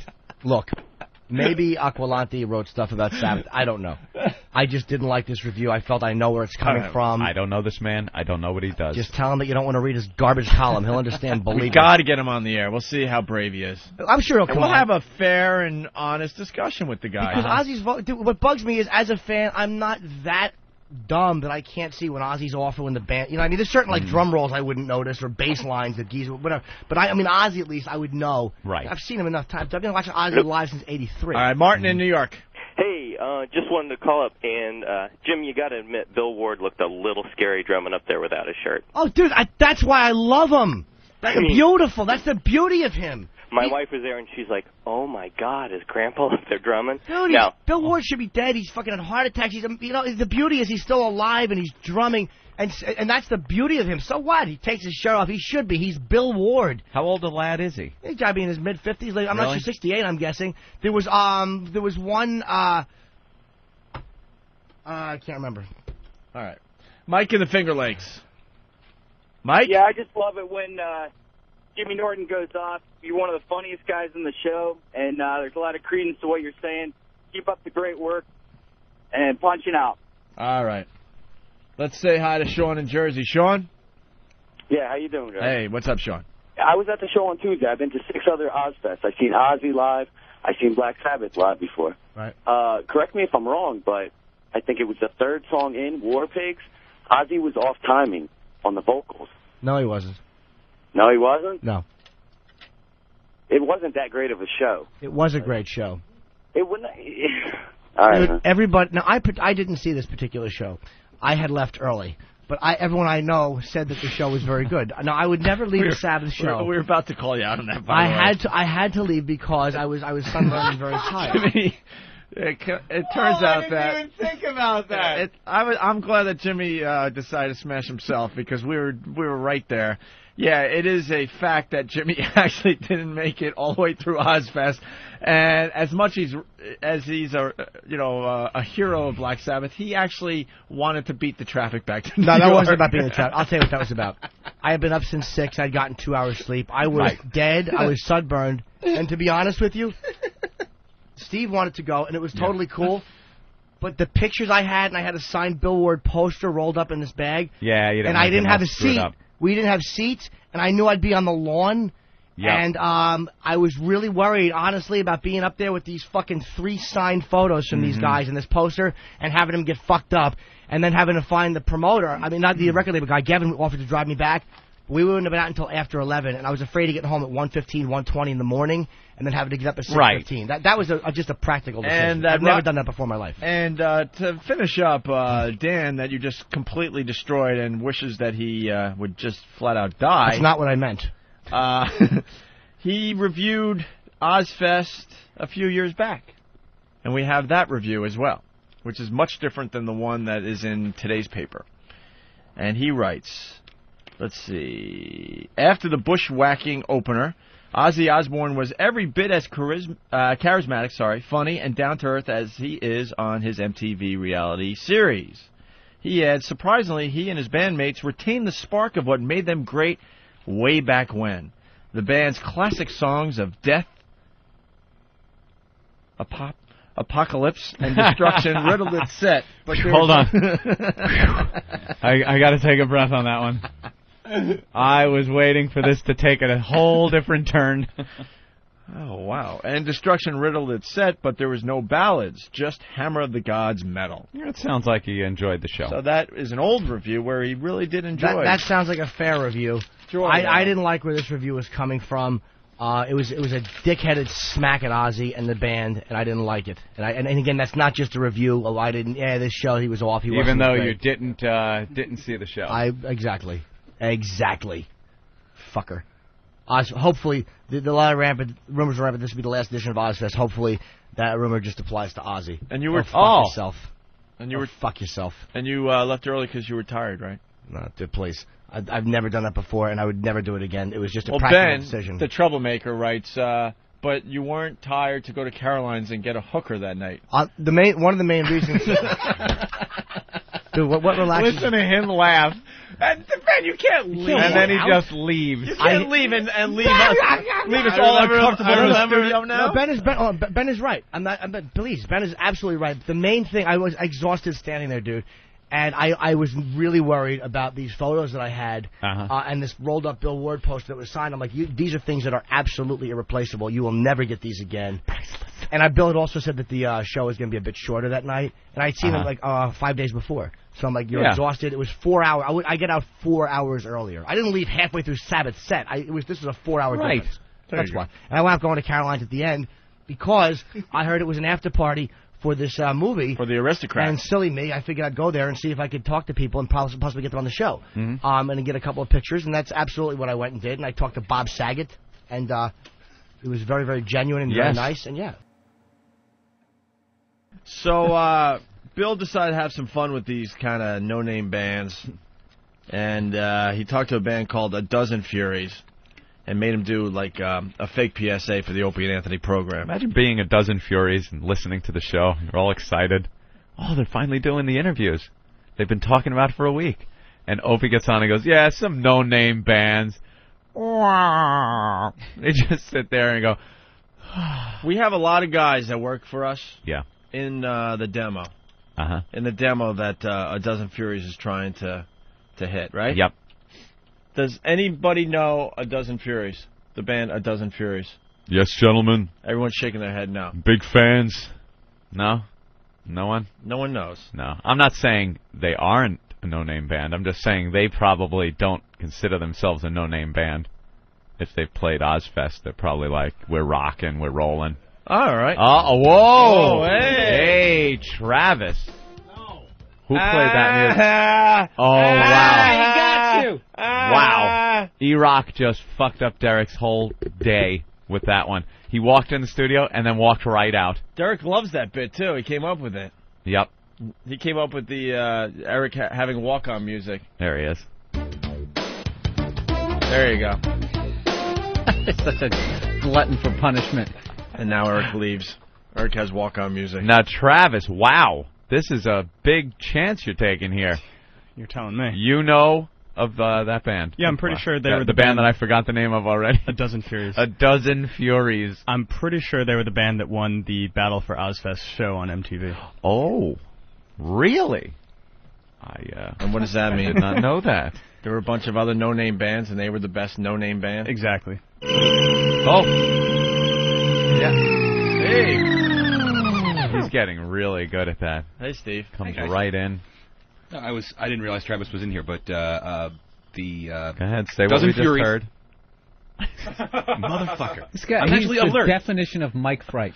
Yeah, he just freezes up. Yeah, I don't know what it is. I get in here, and all eyeballs point on me, and I tense up like that. I don't know what it is. He closes his eyes and tries to gather his thoughts. I do. A Dozen Furies was the band that won Battle for Ozzfest, so they got the... exactly, thank you. And they're on Sanctuary. Isn't that what Travis just said? Yeah, it is, but I walked in here just as he was saying it, so I'm like, no shit. All right, so it's a popular band. Yeah, in that Ozzfest clique, yeah. And the no-name band community. And there we go. You can get out of here fast enough. Fleeing. So Bill Burr talked to A Dozen Furies and had him do a fake PSA for the Opie and Anthony program. Hi, what's up? This is Bill Burr. I'm standing here with the guys from Dozen Furies. Hey, we're doing a skin cancer awareness thing here on Opie and Anthony, so if you guys could just say something to make, the kids aware about skin cancer, just wing it, anything. Throw a couple of fucks in there so the kids will listen to it, Dude, we are out in the sun all day long, every day, and we put on sunblock probably like 5 times throughout the day, man. You got to take care of yourself, got to take care of your skin. Start over again, just throw a couple of fucks in there. Seriously. Yeah, they're crazy over there. Man, Start over again. All right, just say for, skin cancer awareness. All right, man, we're fucking cockbags, and we put on a lot of sunblock. Fuck. Yeah. We're out in the fucking sun all day long, man. It's just fucking beats down on you, and dude, you gotta fucking take care of it, dude. You gotta wear sunblock, you gotta wear it over and over again. Especially you want to keep the tattoos fresh, dude. You need to tighten it up. Just tighten it up real quick, Wear your fucking sunblock. Sons of bitches. All right, guys. I love that. The bitches. You're gonna have to do this again for us, man. It's too good. It's just too good. Trying to be all hip and cool about it. The next no-name band that Bill Burr talked to was Shadows Fall. Oh, Shadows Fall. Anyone? Shadows Fall? Yeah. I just picked up their new EP. I didn't. Nothing? Picked up nothing from them. I have no idea who they are. No one's coming forward. No one around here knows Shadows Fall. Their website looks just like the last band's website. Like, band just popped it up. I'm like, what? Same website. All right, well, Bill Burr made these guys do a fake PSA as well. Yo, what's up? It's Bill Burr, Opie and Anthony Show. I'm talking to Brian Fair from Shadows Fall. Great set, man. How'd you feel about it? Oh, it's been awesome, man. The whole Ozzfest is just incredible, man. Sharing a stage with Maiden and Sabbath doesn't get any better than that. Let me ask you this. How the hell do you sing like that for so long? I mean, I yelled at my dad like that for about 20 minutes one time. I couldn't talk for 3 days. Yeah, I'm used to it for yelling at my girlfriend that much, so, it builds it up. You got to build the strength, Oh, you know what? We're going to do that drop right now. You know what's good? Glad you brought that up. We had Opie and Anthony's doing like a thing for like domestic violence awareness. Yeah, somebody kicked the shit out of their girlfriend in like Newark or something. So yeah, so just ad lib some sort of drop and not do domestic violence to your girlfriend or whatever. And it's kind of weird, but toss a couple of F-bombs in there just because our listeners are retarded. So, but just try to keep the good message. So just say this private Shadows Fall and something or what? Yeah, just don't beat up your girlfriend. And just, fucking don't beat up your girlfriend or something like that. What's up? This is Brian from Shadows Fall. Man, you gotta stop punching your girlfriend out there. Save that shit for the bedroom. That's where it's at, but don't take it to the streets. Okay, do it again. Just throw like one fuck in there. That's the way to go. They're idiots. What's up, this is Brian from Shadows Fall. Just say, stop hitting your fucking girlfriend, you idiots. All right, save the violence for the bedroom. All right, cool. All right, man. He save the violence for the bedroom angle that he took on that. He liked it so much the first time, he had to incorporate it into his second attempt. Yeah, I didn't even get that. Because Bill wasn't happy with his first one. I love that. They do it, and it's probably all uncomfortable, and then he makes them do it again. Tighten it up. Tighten it up. That stunk. Talking about domestic violence here, sir. And finally, Bill talked to another band at Ozzfest named In Flames. Oh. And had them do a PSA as well. Listen to this. Hey, what's up? It's Bill Burr, Opie and Anthony Show. You know that because you're listening to this shit. I'm with the bass player from In Flames, Peter Iwers. So how do you think your set's going to go tonight? You looking forward? Are you on the main stage? Yeah. Are you over there? I think it's going to go great. I mean, it's we always put in 150%, and it's a bit different playing from for a sitting down crowd, but still it's going to be great. So far, all the shows has been amazing. So I'm pretty sure today will be as well. Listen, man, we're also doing this is kind of a side thing. We're kind of doing this this benefit. Somebody beat up a special needs kid in like Newark. And so we just want you to just say, just give a shout out to the kids so they know not to beat up somebody with like, special needs, So just, just say like, hey guys, it's not cool to beat up somebody just because they're different or whatever, Just, just like a quick kind of like a soundbite. And it's kind of weird, but throw a couple of, fucks in there just because our fans are kind of retarded, you know what I mean? So you need to like, just make them like rock and roll, Yeah, sure. So just wing it. Hey guys, this is Peter from Flames. You should treat everybody equally and don't beat anybody up or do something bad to them just because they're different. Everybody's the same. Okay, that's totally the perfect vibe. Just throw in special needs and throw in like 1 or 2 fucks. The F word. Yeah, it's kind of, like I said, they're retarded. Same thing again, or what? Yeah. Hey, this is Peter from Flames. Treat everybody the same way, even people who have special needs and everything like that.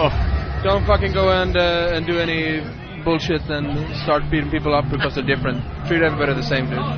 That's beautiful. Dude. And the kid's name is Russell. Just give him a shout out. Same thing, couple of fucks. He's a big metal fan, so it mean a lot to him. That's the kid who got beat up, Russell from Newark. Hey Russell, how the fuck you doing?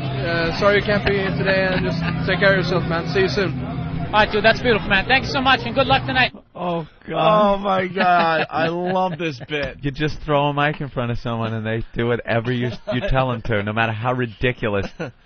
No, I just kept looking back at Steve. Like, did we get the audio? Like, meanwhile, there's some fucking band playing in the background. You get that? We get it? I love these special needs, and then, our listeners are fucking retarded. Yeah, they tell you to... You use the derogatory term for special needs children.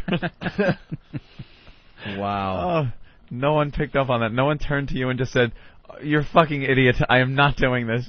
You cannot be serious." I felt bad for that last guy because he was, he's European, so he's speaking a second language. I mean, they could get me to say anything in Belgium. He tops you right there. Yeah. Very, very funny.